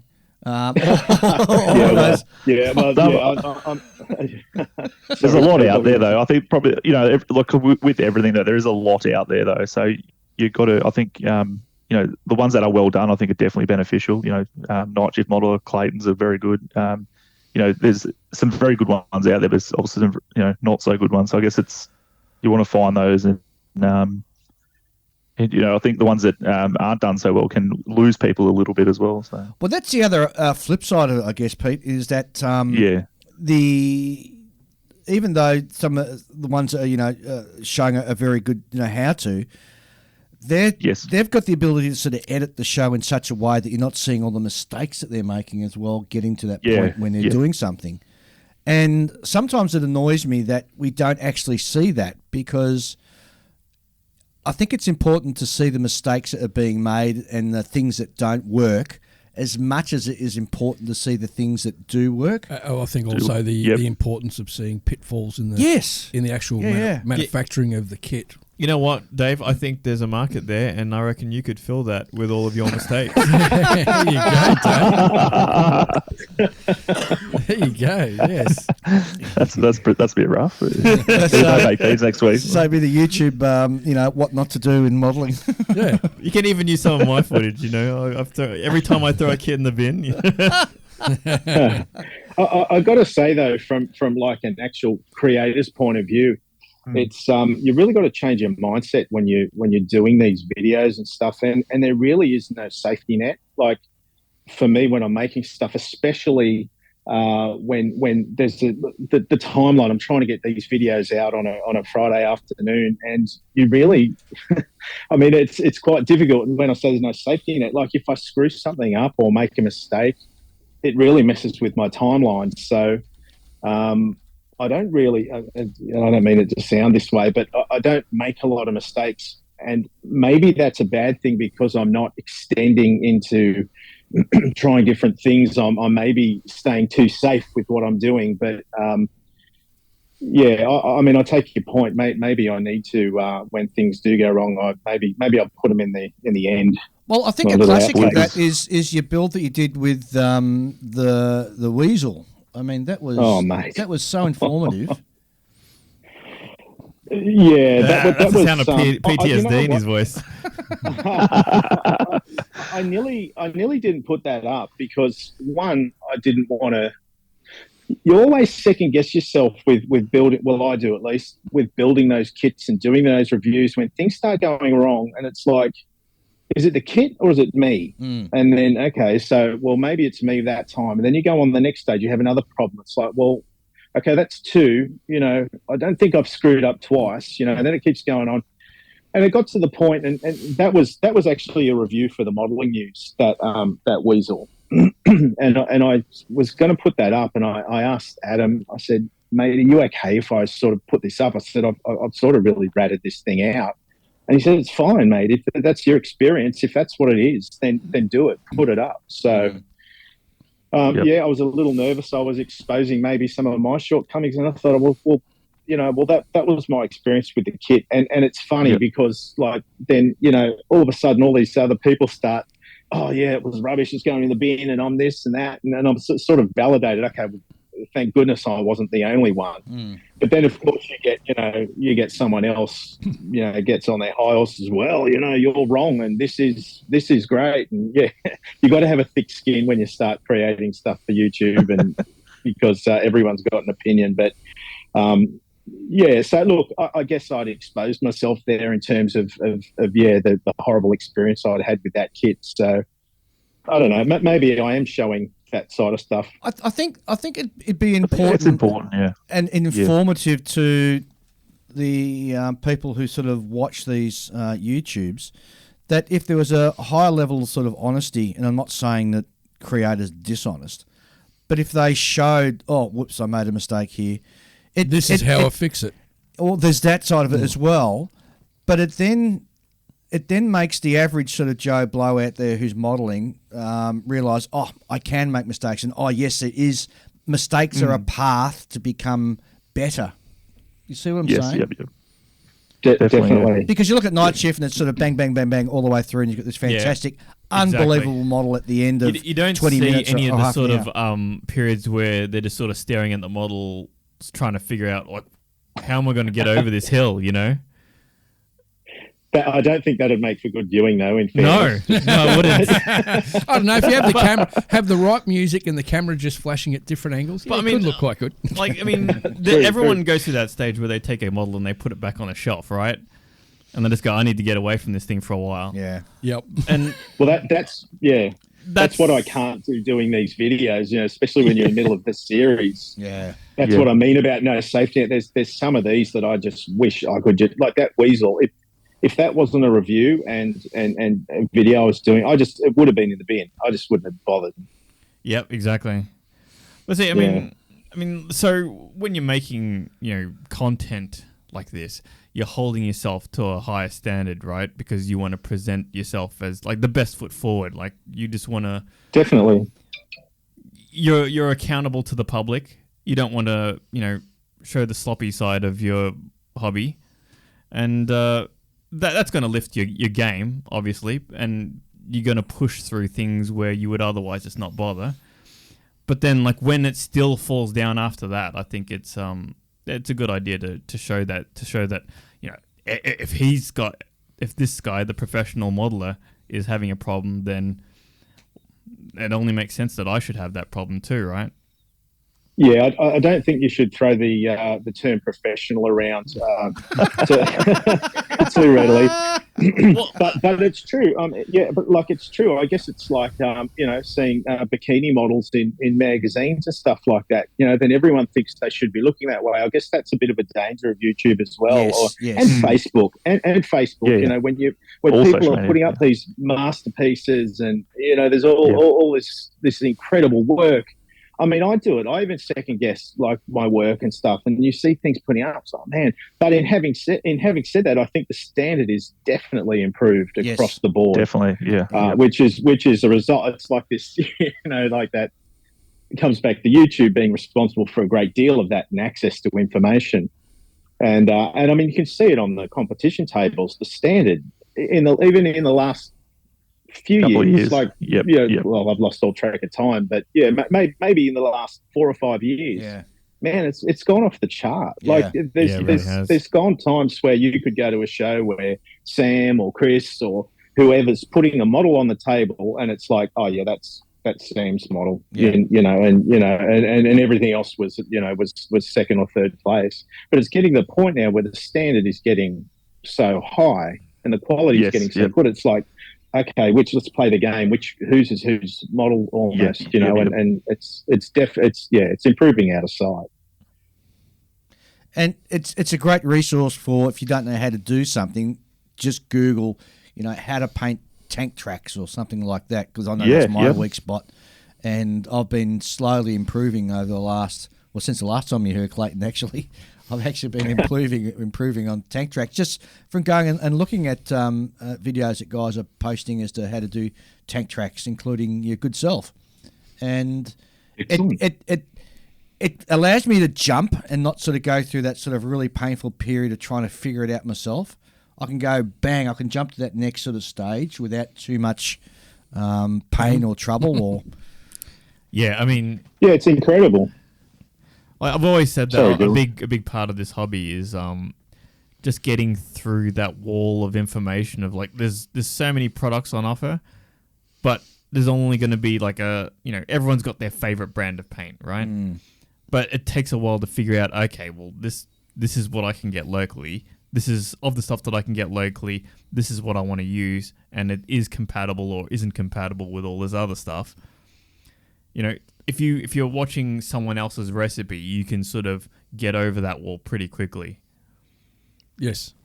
And also there's a flip side to that though, Julian, because you've got to be careful because there are some content creators out there, and I'll use the air quotes professional ones, where they're sponsored by particular manufacturers and that. So you're just seeing them using. And that's what I think it's, definitely. That's what I think, what Clayton was saying before, where he, didn't. A lot of people, get a free kit to review, like either on YouTube or some of the modeling use or something like that, and because I've got a free kit, I can't possibly, say that something's bad about it, and I think it's quite, admirable of Clayton to say that this thing was not the best kit he's built. So I think you're 100% correct with that. That there is a lot of people out there that that do get a free kit or a review sample or something, and because they continually get review samples from a particular manufacturer, even if it's paint, they because they're getting it, they don't want to cut that hand off that's feeding them. So. Exactly right. And so some of the content creators, either that they won't acknowledge or say that they're a fully paid sponsor of a particular paint brand or kit brand or whatever. The good ones will. They'll sort of have that up front. Yeah, but I think in this day and age where social media is everywhere and there's a lot of people out there that are making sponsored content, that everyone's fairly familiar with the fact that it goes on, and that they're fairly aware when they see it happen. They're like, oh, he's bringing the thing out of the box, and he's showing it around, and it looks very obviously like sponsored content, is it? And you just click the button down below, and YouTube will usually have a thing there that you have to specify that it's sponsored. Usually. Yeah, I've got a little thing in my ear sort of going off, and we spoke to Marissa quite a few episodes ago, and she raised a point with Instagram that some of the Gundam work on there actually comes out of, like she calls them, like a Gundam factory or Gundam workshop, where you're getting 3 or 4 people working on a particular model or kit just to produce that photographic picture. So she says it's a bit of a thing in there, or it is known as a thing, and you're going to be a bit skeptical, I guess, have a bit of skepticism when you're actually looking at these pictures on Instagram as to what the backstory is as to how they actually produced and built that particular kit. It doesn't necessarily come from the one creator at all. It might come from like a little cottage factory where they conspire to get together just to lift the exposure of their Instagram channel or whatever. Yeah, okay. I'm not saying that happens on YouTube. It's conspiracy. It may well do. I don't know. But I'm not sure. But again, and that's why I'm sort of coming back to sort of saying it'd be great to see during the videos the guys actually showing the mistakes they're making. It's not clean sailing from buying the box to opening it up to having this fantastic award-winning kit at the end of 30 minutes. There's a lot of sort of pain that does happen along that way. And it would be more helpful, I think, to the viewers to actually show that as much as it would be to show how great you are and the great kit at the end of it. Just a thought. I mean, that's me as an end user. The more I'd like to see. Yeah, Clayton, we want to see you stuff up. So we just find something he could stuff. I make him build something he doesn't normally build. Like a ship or I've got the perfect kit for him. The Mac 1 rocket. Mac 1 or Mac 2? Mac 2 rocket. Mac 2 kit, yeah. Yeah, I want to see. I want to see him rage quit. No, you know what it'll be. It'll just be him. Like he goes to glue the very first piece to the second piece, and then it just immediately cuts to, this is the one we made earlier. Yeah. And here's one I made earlier. Yeah, it's just a piece of wood he's turned up on a lathe, Kills the stream halfway through. A piece of PVC piping. Like, there you go, Dave. Now get off me. But even down to the wooden shipbuilders, for example, there's a ton of videos on, because the thing that sort of scares people about building a wooden ship, for example, is the rigging side. But there's a ton of videos on just how to rig those wooden ships. And the amount of stuff that's available out there, the how-tos and the way, to get things done is just absolutely staggering. You know what? Now that you mention it, those all that rigging probably involves you actually having to do all those naval knots. Oh, of course it does. But you're doing it in smaller scale. Get lost. I'm not doing that. And the other thing I'm thinking about, and I have sort of watched quite a bit in recent times, just because it's interesting to watch, a lot of content creators from the Warhammer universe, the way they sort of do their stuff. And they'll do interesting stuff like, try to build a 200-point army or 2,000-point army in like 48 hours or something like that. Mm. So, or do a massive diorama with two massive titans. Yes. That sort of stuff is also interesting from the point of view is that it encourages those modelers out there who, perhaps buy all that sort of stuff, and there's lots of stories out there about unpainted armies. It's a quick way to show them how to paint really quickly and get a half-decent sort of product. One of the ones I enjoy is Boyle Hobby Time. How do you spell that? And what he does is he does a lot of scratch building, and he's got this theme he does, like the imaginary Wild West. It's like a cyberpunk Wild West sort of scenario. Okay. Oh. And yeah, most of the stuff he just does makes these little dioramas, about I think 15 to 18 minute long episodes, but yeah really enjoyable. I tell you what, I've noticed that dioramas and sort of small like basing type elements have become really popular in recent years, because it kind of gives a contextual thing for the model. I actually think that's more that I definitely agree with you, but I think those sort of videos tend to get more views because I think that scene is accessible to people who aren't modelers as well. Like I agree. They enjoy that little life in miniature or whatever it might be, and I think they're the videos that get the bigger views and the greater likes, and I think it's because it's open to a broader range of people. Have you seen Luke Towan's work? Oh, of course, yeah, he's incredible. Who would have thought that one of the biggest YouTubes for scale models out there would be trains? Yes. Trains, right? But it's all the way how he does it, the nature and well, I mean, it's the way he sets things up. He's not building, really skilled. I mean, a lot of his like really big videos are not just like the train isn't really the thing of it. It's mostly the diorama aspect, right? And he's able to really capture the Australian landscape. Yes. Yeah. Yeah. He's a pilot too. His work is incredible. Yeah. That guy's work. Isn't he full time? Doesn't he do the videos full time? I don't know. I know this. I know. Yeah, Night Shift is full timer, and Plasma and Squidmer and all these guys have got teams, and it's it really is. I got to tell you, it really is a full time job to try and get something out every week. It's just relentless. Well, actually, do you want to just that's an interesting point, and for those who perhaps don't understand all the work that goes behind it, can you do two things? Number one, just to give a quick rundown of the equipment that you use, and then two, step through the process and the timeline to actually producing just one video. Well, the equipment I use is a Sony A7C is the camera, which is a little mirrorless 35mm. I think I'm not much of a photography person, but I bought it. It's a digital camera that does video as well, and a 90mm macro lens. I can take some photos, pop it up for you, and just pretty much do all my building and everything on the bench with the white backing there and a couple of fill lights. In terms of process, yeah, it's every spare minute I've got is pretty much turning the camera on and just trying to build and paint. And I'm very lucky. My wife is very accommodating and very encouraging with it all.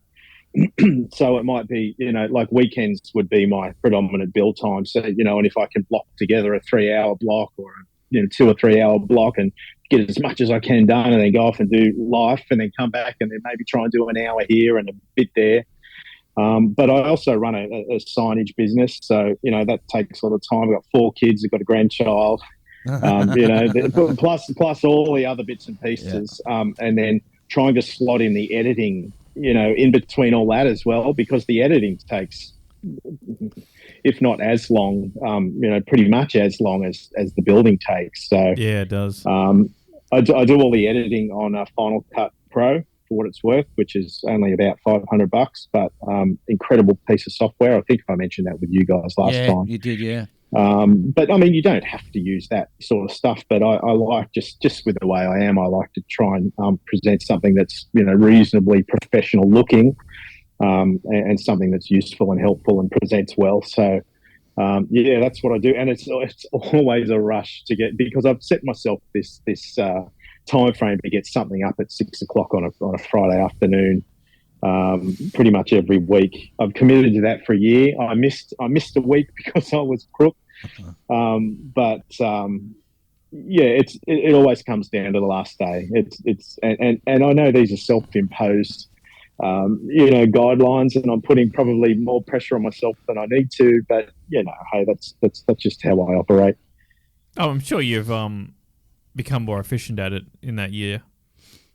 Definitely more efficient with how I film and how I build, and it probably talks back into the that sort of not expanding my boundaries and trying new things, because I'm sticking to formulas that I know work, and I don't get caught out making mistakes. So I'm sort of probably getting a little bit predictable, but every now and again I'll try and move out of my comfort zone, like that. This leopard in the new build series, it's very rare for me to do a modern tank. So, and weathering modern tanks is different to weathering, tanks from the Second World War, because, they don't ship the same, they don't look the same. It's, different colours, different shapes. So a little bit of a learning curve there for me, but yeah, so maybe I need to, push the boundaries a little bit more, get out of comfort zone build a ship model.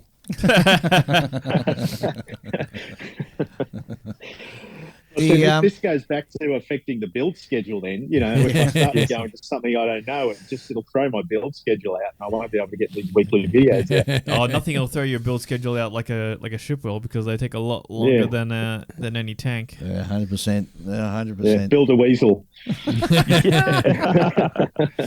The other thing too, which is also, which I find is interesting, is the way people are able to sort of monetize YouTube.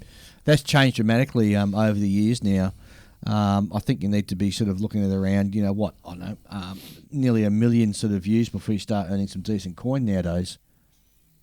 I guess it depends what you call decent, but and you definitely can make a good living out of.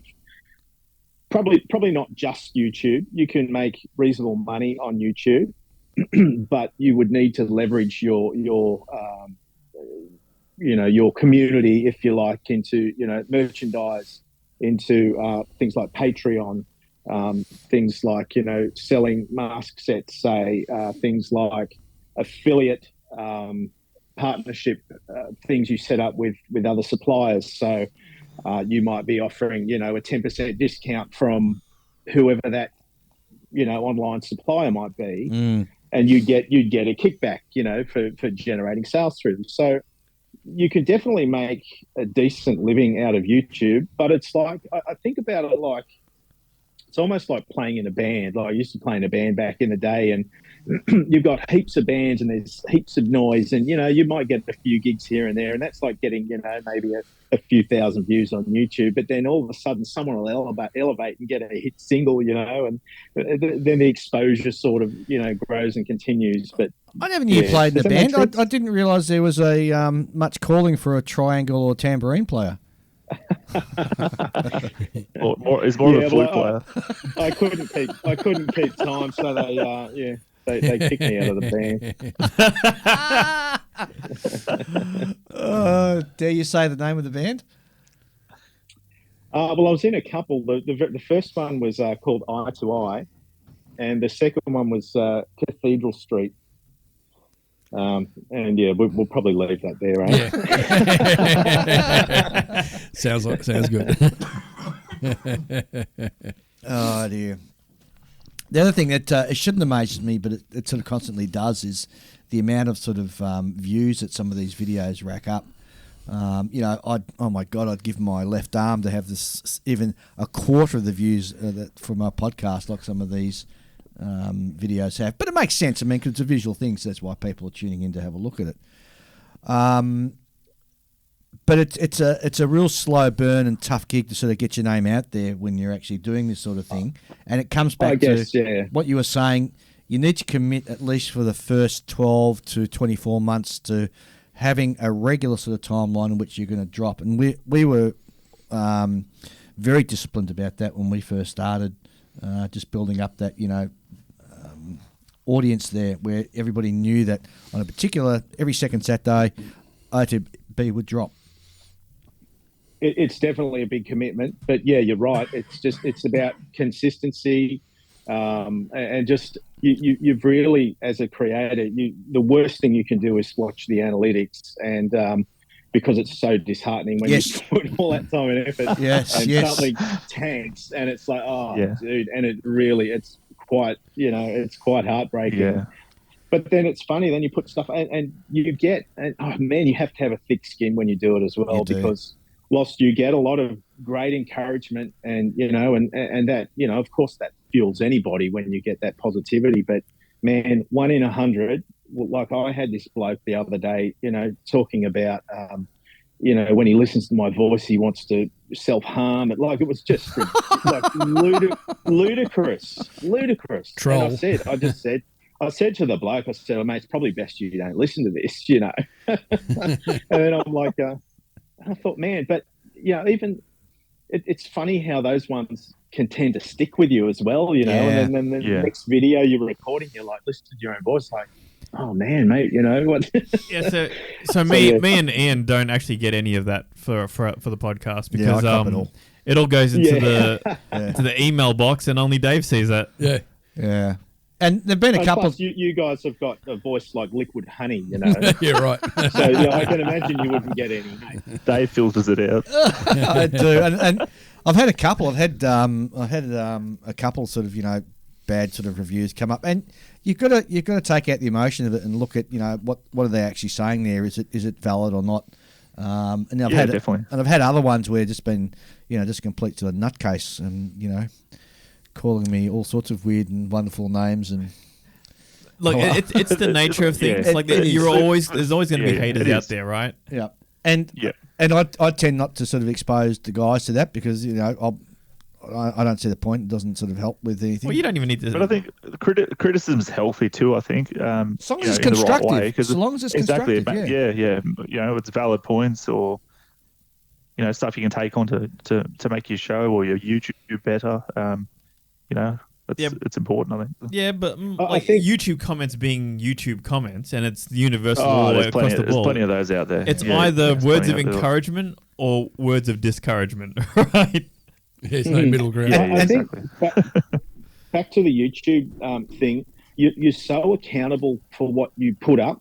So if you put a video up, it's there for everyone to see, and you are so accountable in terms of the information you're giving as well. And I think with Facebook and a lot of stuff, gets posted up, and then you might find, and it blows me away, like someone asks a simple question about paint and how to thin paint, and then all of a sudden I see all this wrong information, like people, comparing like Alclad with acrylic paint, and stuff like that. It's like, man, but none of those people are held to account for any great time. It might be a little bit of backwards and forwards, but the thing when you put something on YouTube, it has to be right because it's a resource there for people to use, and you have to be accountable. Well, which brings us to the point there are a lot of bad YouTubes out there giving bad advice. Yes, that's what I was going to Name is say. Shane yeah. Cave. And it's not easy, I guess, for the first time modeler or somebody who's coming back into the hobby to sort of separate the wheat from the chaff. Normally, when they're sort of been out of the hobby for so long, or indeed just sort of starting out. I don't know. Well, sorry, Pete. Go on. I was just going to say, I think it's important for people that might be listening to that, just adventuring into YouTube and stuff for the first time. You can obviously see how many people are following someone. That gives you a good indication. If they're providing good information. I think a low amount of followers is probably not providing the right information. But if you have a look at the better ones, you'll see a couple of thousand people, all that sort of stuff. So I think there is gauges there for those looking for the correct information. I guess on something like YouTube. And even Facebook and Instagram, you look at the followers. A lot of the good pages are going to have a lot of followers. So and they're the guys providing the right information. So I guess people that are listening new to the whole, looking for stuff online and stuff, that the followers is probably a good indicator. And and having a look at the comments and stuff too. I'm sure people people are saying will comment and say someone's doing the wrong thing. So. If you want a surefire sign that a YouTube channel is not worth watching, look for the videos that have the comments disabled. When they're trying to, stifle criticism that there's something's not quite right. There's the issue. Yeah. Oh, I better go and turn them back on now.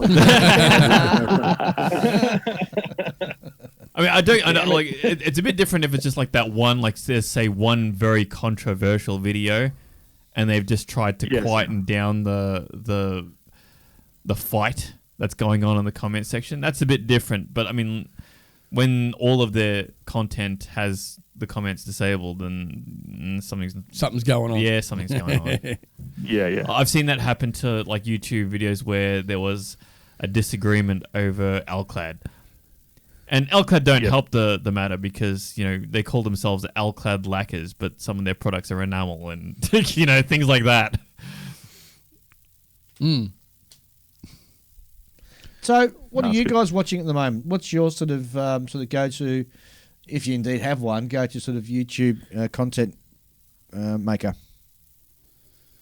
Oh, I'd have to, the Night Shift modeler. I just, I think he's, sets the standard, and he doesn't just model the same thing really. Like he's always, he's always like he's got such a, a lot of the time it's just armor, but it's varying subjects, World War I, World War II. In different subjects. Like it's not just the same sort of thing over and over again. He's trying the latest techniques. The groundwork as well. Like he's not just building and painting a tank. He's doing the groundwork. He's doing the water, resin water, all that sort of stuff. I think at the moment, man, the resin water stuff. That's a dark art as well. Yeah, oh, it is. That resin stuff, resin with the water, and I think that's a head turner no matter what you do. Yeah, but it's got to be tied in. You can't just have a blob of water. And that's the other thing too. He ties the scene in well as well. I think just for a small, like vignette for a base sort of thing for a vehicle to sit on. Like it's all, does it very well. I think so. And he's personable. Like when you're listening to him, he's I think he's makes a joke here and there. He's I think it's good. Explains things well. Like it's not just the content he creates, it's like the models he creates. It's the way he delivers it as well. Mm. Yeah, well, Martin's. Now you're talking about the higher level of the sort of the version 2.0 of the YouTuber, when you're able to get the audience interested in you rather than just what you're doing, because now they're invested in you, and it doesn't matter what you do. You could be. I'm only watching him because he does the models, though, Jules. I'm not. If he was talking about the weather, I'd be jumping on the TV. Oh, I mean is like you can have like a small or moderate shift in what you're producing. Let's say that people became very interested in Clayton rather than the armor models that he makes, right? And they're happy to see him make a figure instead. I know it's probably not going to happen, but like a personal fan base rather than the subject. But I mean, I mean, that's when people have I'd be happy to. We can start walking around those big like cut out heads of like those fan heads and stuff. Like I walk around with one of Clayton's heads at scale. Cool. Yeah. Well, because the reason why I mention it is because like the fanboy but. across content creation, what people often find is that they end up just doing the one thing over and over and over, and they want some flexibility. They want to be able to try new things, and then when they actually see their views tank whenever they try to do that new thing, it really discourages them, and they feel locked into that one thing. And that's true. Yeah, but I think they need to. They often find they need to push through that and just occasionally mix up what they're doing to increase, sort of broaden their fan base. But I think I think with Martin, he's clearly world class, and I mean that's he does that for a living now. So there's a danger in him doing something that people don't necessarily want to watch because it'll affect his income. Yeah. Yes. Yeah. So he can't go and start doing holiday sort of reviews or stuff like that. That's going a bit. Yeah, that's really going really far, really. But I mean, what he could do is like that Panzer in the Lake, diorama thing that he did. Yes. I mean, that's not strictly an armor model anymore. That's more like a diorama with a hook into memes, and that's I mean, it's a good move. I mean, that's hooking into the broader appeal of people just outside of modeling in general, right? That's a good move. I think, But those sort of moves, when you're trying to broaden your base, they can bring you that flexibility to do slightly unconventional things. Yeah. But he's varying subjects, and he can. I think that's where he's a good modeler. So he can. The thing I think the big thing where he gets his followers from is that he varies. He's trying all these different things. He varies the subjects up, and he can still pull it off. So I think you're not locked into the same. Here's another panther. Here's another tiger. Here's another panther. I think that's where. Obviously, if you keep doing that same genre, you're going to be very good at that camouflage pattern. You're going to be very good at the way it's weathered and all this sort of stuff. But like I said, he's still jumping from tanks. He's 1 week he does like an M48, which is olive drab, and then he's might be back the following week doing a grey Panzer. Then he's jumped. What's that tadpole thing he done in the water was fantastic from World War One. So he's maybe while it's a lot of armor, it's still. It's different those different schemes and all that sort of stuff, and the groundwork, and it's a talent to jump across. I think from the those different base colours. Yeah, indeed.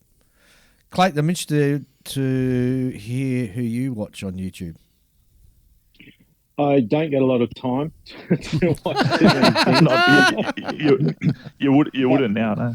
No, but look, at the risk of just echoing Pete. I mean, obviously, Night Shift Martin. He's the only one I watch religiously. But I mean, Plasmo also. He's been doing it for a long time as well, and he mixes it up with the aircraft and dioramas and all that sort of stuff. So I occasionally watch some of his stuff. But the other thing I like to watch is the figure painters like Squidmer and some of those, and where you can get those crossover techniques to use on the armor models or the figures you're painting, because Warhammer and all that sort of stuff, like the techniques those guys are using are incredible. And there's natural crossovers. So if I was going to do something, I would probably try to look at that part of the hobby to try and see what I could pinch from that to use with what I'm doing, rather than watching other guys building tanks and stuff like that. Yeah, that's right. Yep. I mean, you at this point, like you're pretty professional when it comes to the standard ways of, and very familiar ways of building armor models. So the only way for you to grow in skill at this point is to borrow from the adjacent genres, right? Well, that's very kind of you to say that. And again, you've thrown out professional. I appreciate that. The way I think look, of it is professional means that you do it for a living, right? And that's what you do. Oh, no, I don't do it for a living. Well, you're trying to, and that's. I'm trying to. Yeah. Look, but yeah, man, there's so many areas in this hobby and techniques and stuff. I really, should be exploring, but definitely borrowing and getting inspiration from those other areas in the hobby is definitely a great way to go. But yeah, I've got a long way to go, man. It's this hobby is a never-ending quest for something that we're probably never going to achieve in perfection. I mean, there's just no such thing. I mean, I think some of these guys get pretty close, but yeah, I've got a long way to go. But it's just nice to be able to share the journey and just interact with people. And I just the motivation for that whole YouTube thing was really just to try and build a little community and support people and grow and just try and give back a little bit. So yeah, hopefully I'm managing to achieve that. Yep. Excellent. I think you touched on an important point there with exploring the other areas like Gundam and Warhammer and stuff too. Like a lot of modelers, a little bit narrow-minded, and unless it's another plane modeler, I'm not gonna watch that. Unless it's another armor modeler, I'm not gonna watch that. Like that's a plane, or something like that. So I think it's important that you're open to watching someone paint and build Gundam or Warhammer or a figure or if you're an armor modeler, watching someone build a plane, because it's like Clayton said, there's techniques that those people are using that you might not and you won't be aware of because it's not something that's normally done on a tank. Have like exactly right. What do you call it? Like a specialty. Even though they're a generalist, they'll like you look at Plasma and it's very clear like he's good at certain, very very good at certain things, and maybe not quite as experienced in others, and everything of his has a sort of slight mini painting vibe to it. Like he's very good with his washes and his oils and things like that. I mean, it's not in the when I say oils, I mean I'm not saying he's in the vein of say Michael Rinaldi style oil work. That's a very different style to the kind that Plasmo goes for, where he goes for like very punchy colors and things, heavy shading. But there's two sides to it, not two sides to it. There's two sort of levels to it. So there's those large creators that we've been talking about, but there's also the smaller creators out there, and I'm thinking about our good friend D-Ran from the Geeks. He'll post little videos that might be in 3 minutes or 4 or 5 minutes long, just concentrating on a particular technique. And the one that stands out for me is with these modern aircraft, you get that kind of gold sort of tint through the US aircraft on the canopies. Yep. He sort of shows the process step through how to achieve that. And things like that is just gold, absolute gold. Can I sort of lean back on you guys and ask you guys a question in terms of what you consume on YouTube? Would you prefer to see a 20 or 30 minute video going from start to finish on a model, or would you prefer to see like those shorter versions in terms of 3 or 4 minutes of just bang, that's that technique and that's how you do that one small part of that model? Myself, I prefer to watch from start to finish. But if I want to learn a technique, then I'll hunt out a specific video on that technique. But in general, just watching, I prefer to watch the journey. Yeah. So there's a big difference between like searching for an answer. If you're searching for an answer, then you want that answer quick and immediately. Whereas if you want to go on a journey, that's a very different thing. Then you sign up for your 15, 20, 30 minute, 1 hour video. And you just go, okay, well, I'm going to be sitting down for that amount of time anyway. I may as well throw something on. Yeah, Julian nailed it. Yeah, spot on. I think it's a bit like these good publications, like Clayton was saying before. Like there's still a place for them, like the AK and the big books and stuff on how to paint tracks, where they show you a step by step photo sort of thing.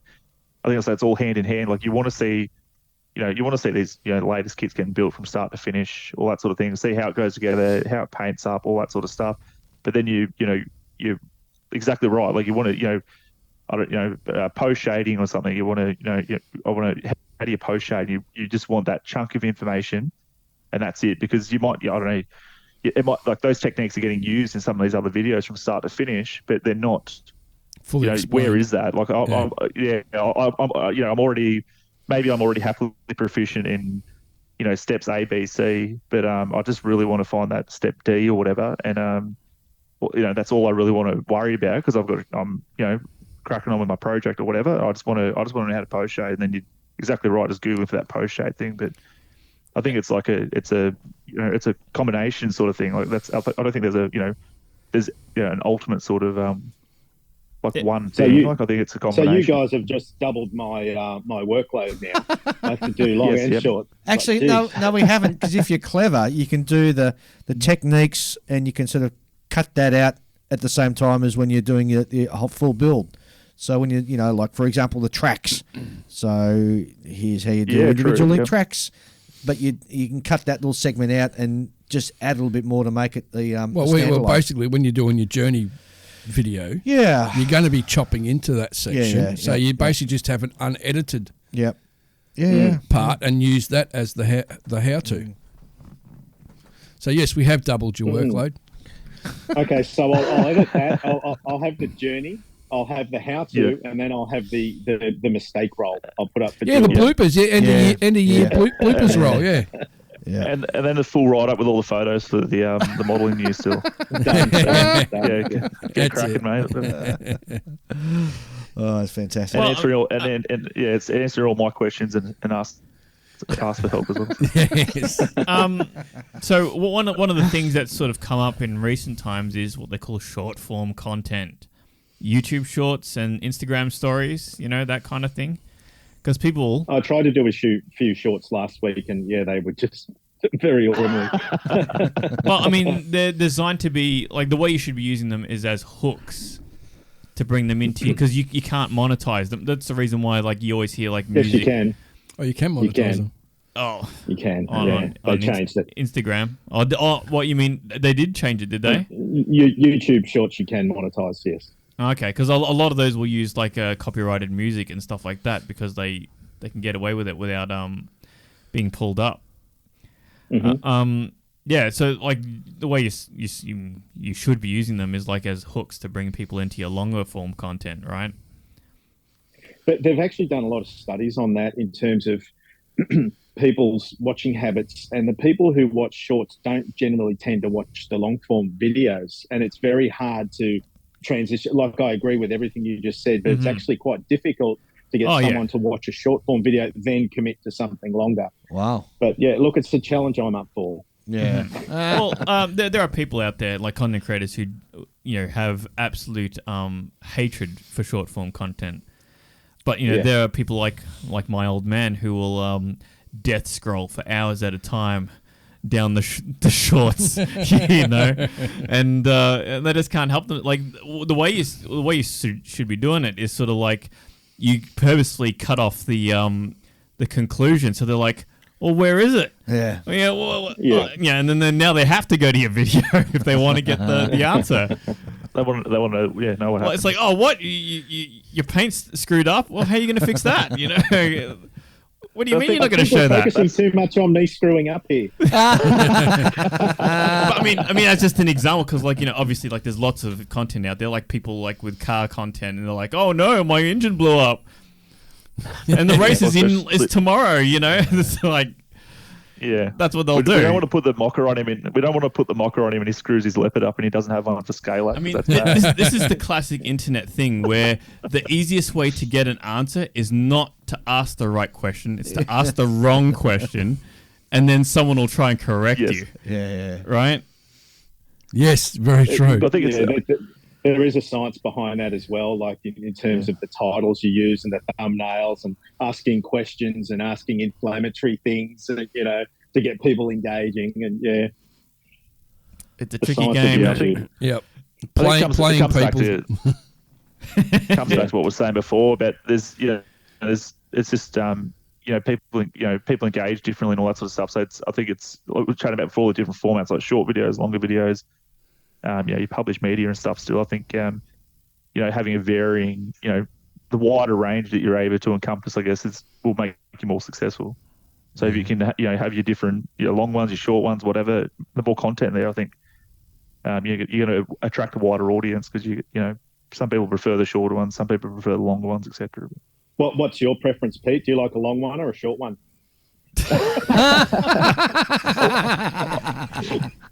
Yeah, I was about to say something about.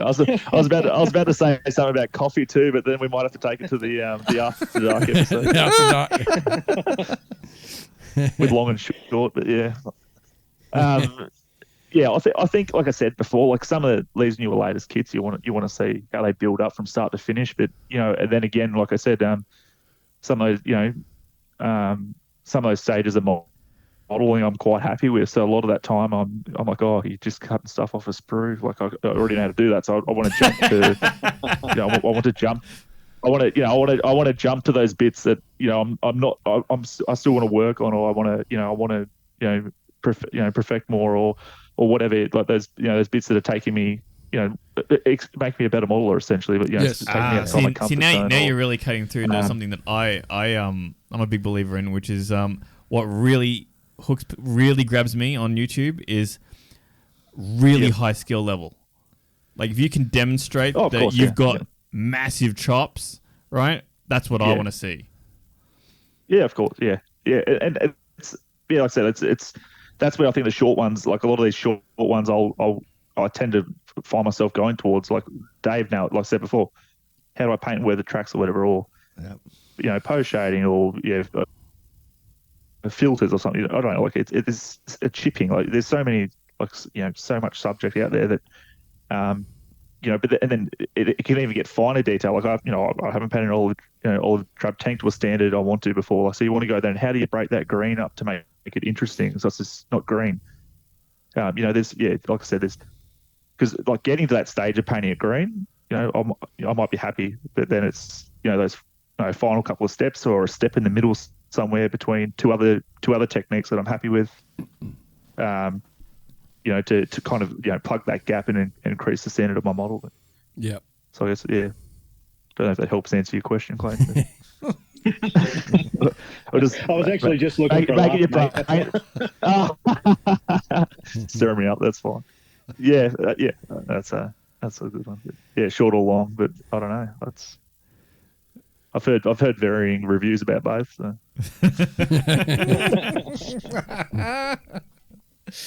All right, guys, I think that's a good spot to sort of pull that up now before we sort of get into any more trouble. Look, it's been... We'll get you kicked off podcast. It's been great having both of you guys on the show. We're really looking forward to catching up with both of you in a fortnight's time, and maybe having a few bevies on Saturday night somewhere, undisclosed location. Just one quick thing. I did mention before that there's we're kind of victims of our own success. Maybe we've got like 1,000+ people on our Facebook page now. And people are happily posting their works and stuff. So our Scale contact for the information people might be looking for gets a bit lost. So we have a separate second Facebook page for Scale Act, which is just Scale Space ACT. Yep. So if you're looking for that information, without all the other content, just the pure Scale Act information before the weekend, how to get your entries online, all that sort of stuff. It's all easily found on that page, on that Facebook page, which is Scale Space ACT. So like and follow that page, jump on that one, and that's where you'll get all the information about Scale Act unfiltered. Sensational. And thanks. Clayton, where can we find you online? Workbench Hobbies. Type it in, the website, workbenchhobbies.com. Facebook, just type in Workbench Hobbies, and obviously on YouTube, Workbench Hobbies, and she'll pop up, and you'll find me. Obviously, I'm pushing the whole YouTube thing, so if anyone's wants to tap in and join in and subscribe if they like what they're seeing, that would be greatly appreciated. No worries at all. Marvellous. Gents, thanks very much. As I said, can't wait to see you guys in a fortnight's time. Looking forward to it. It's going to be a fantastic, fun-packed weekend. So be there or be square. All right, guys. Thanks so until much. we see you then. Good to have a Cheers. chat. Bye. Yep. See you, boys. Thanks for having me. See you, fellas. Bye. Well, that's a fantastic chat with Clayton and Peter. Oh, it was it? Oh, so excited for Canberra. Yeah, 2 weeks away. And it was just really interesting, talking about YouTube and all that and how much it's had an influence on the show. And I think we had some really interesting sort of discussion there. So, Well, it ended up becoming a bit more than just YouTube. I think it sort of covered like all the sort of creator spaces, Instagram, Facebook. Yeah, we tasted Yep. that. It's all over. They all copy each other these days. They've all got long form, short form content, places to throw up your photos. Yeah. Yes. Very true. And speaking of Facebook, we'll be getting some nice builds on our Facebook We'll be getting page. some fantastic builds with Always, the group yeah. build for the cars. I can't believe how that's gone off. Yeah, we've already had a few finishes. I didn't realise there's so many closet car builders out there. Yep. Which is good to see. It is good to see. Happy There's to some see that. fantastic kits Yeah. coming out there. I'm still yet to get off the mark. I haven't cracked the plastic on mine yet. Why not? I'm about to crack resin, but with a hammer. I've got too many other competing projects on at the moment, so I've got to get them finished and across the line before I move on. See, like one of my favorite things to do is because it's a super easy thing to do is like just clean up the bodywork and then just get some primer on there. Yeah. All right. I'll consider that. Because over the it's the weekend. kind of thing, if you think that you can, it's a car model, I can jump straight to paint. No, you got prep work first, baby. Yeah. Lots of prep work. Oh, that'll be cool. I'll be fine. I'm looking forward to it, actually. All right, that's it for us. As I think I mentioned earlier on in the show, our next episode's going to be delayed, episode 176. Because we're going to be live from the Scale ACT. Live with, inverted sort of... Coming from you. Well, we'll be recording while we're there. Yes, there you go. And we're certainly looking forward to catching up to everybody. Don't forget, if you want to send us some information or just have a chat with us, please drop in and see us at the show. If you're not going to the show, we can be reached via email, which is onthebench64@gmail.com. Of course, there's our 2 Facebook pages. There's the homepage for the actual podcast, and then there's our group page where we all sort of hang out and just Put our stuff put on. our stuff on, which is called Ask Questions. On Your Bench. Yes. There's that. Also, there's a host of other fantastic podcasts to listen to. If you want to find out what all those are, just go to podcast.com. It gives a full listing of all the other fantastic shows And there's out there. so many good podcasts out there now. There is. That page is actually hosted by our good friend Stuart from Scale Model Podcast up in Canada. Don't forget to leave a rating for the show that you're listening to on whatever app you're using. It just helps with the analytics and gets us all lifted up to a higher level. Yep. And the other thing too is just in closing, again, I'd like to just a huge shout out to all our Patreon supporters. So without their help, it would be very difficult for us to produce this show. Thank you as it very stands. much. So that's it. All right. Well, that's it for me. No worries. Julian? Yep, I'm off to the Hobby Man to buy some paint and Very good. I also need to buy a brush. I need to remember that one. I need to buy a flat brush. Okay. Mm. There you go. There you go. And what do you got planned, Dave? Geez, I've got the in-laws, not the in-laws, I beg your pardon. The sister-in-law coming next. Oh, from Canada. From Canada, so Yep. I've got to do a bit of a spring clean around the house. Got to wash the windows and do some gardening and just to make the place look nice. Got to keep Michelle happy. So Yeah, I've got my afternoon's going to be spent cleaning the workbench. Oh, it looks like I've pulled the pin on a grenade and just dropped it there. no, I've got 3 different projects on mine's the bench, looking- and mine's they're looking all just somewhat similar. they've all just spread out. And Yeah. like I've got bits from one project, bits from another project, and yeah, it's just a complete mess. I can't work on there anymore. I've got to Yeah. take everything off, clean it, and go from there. All right, guys. See you in a fortnight. We'll see you then. Bye. So yeah.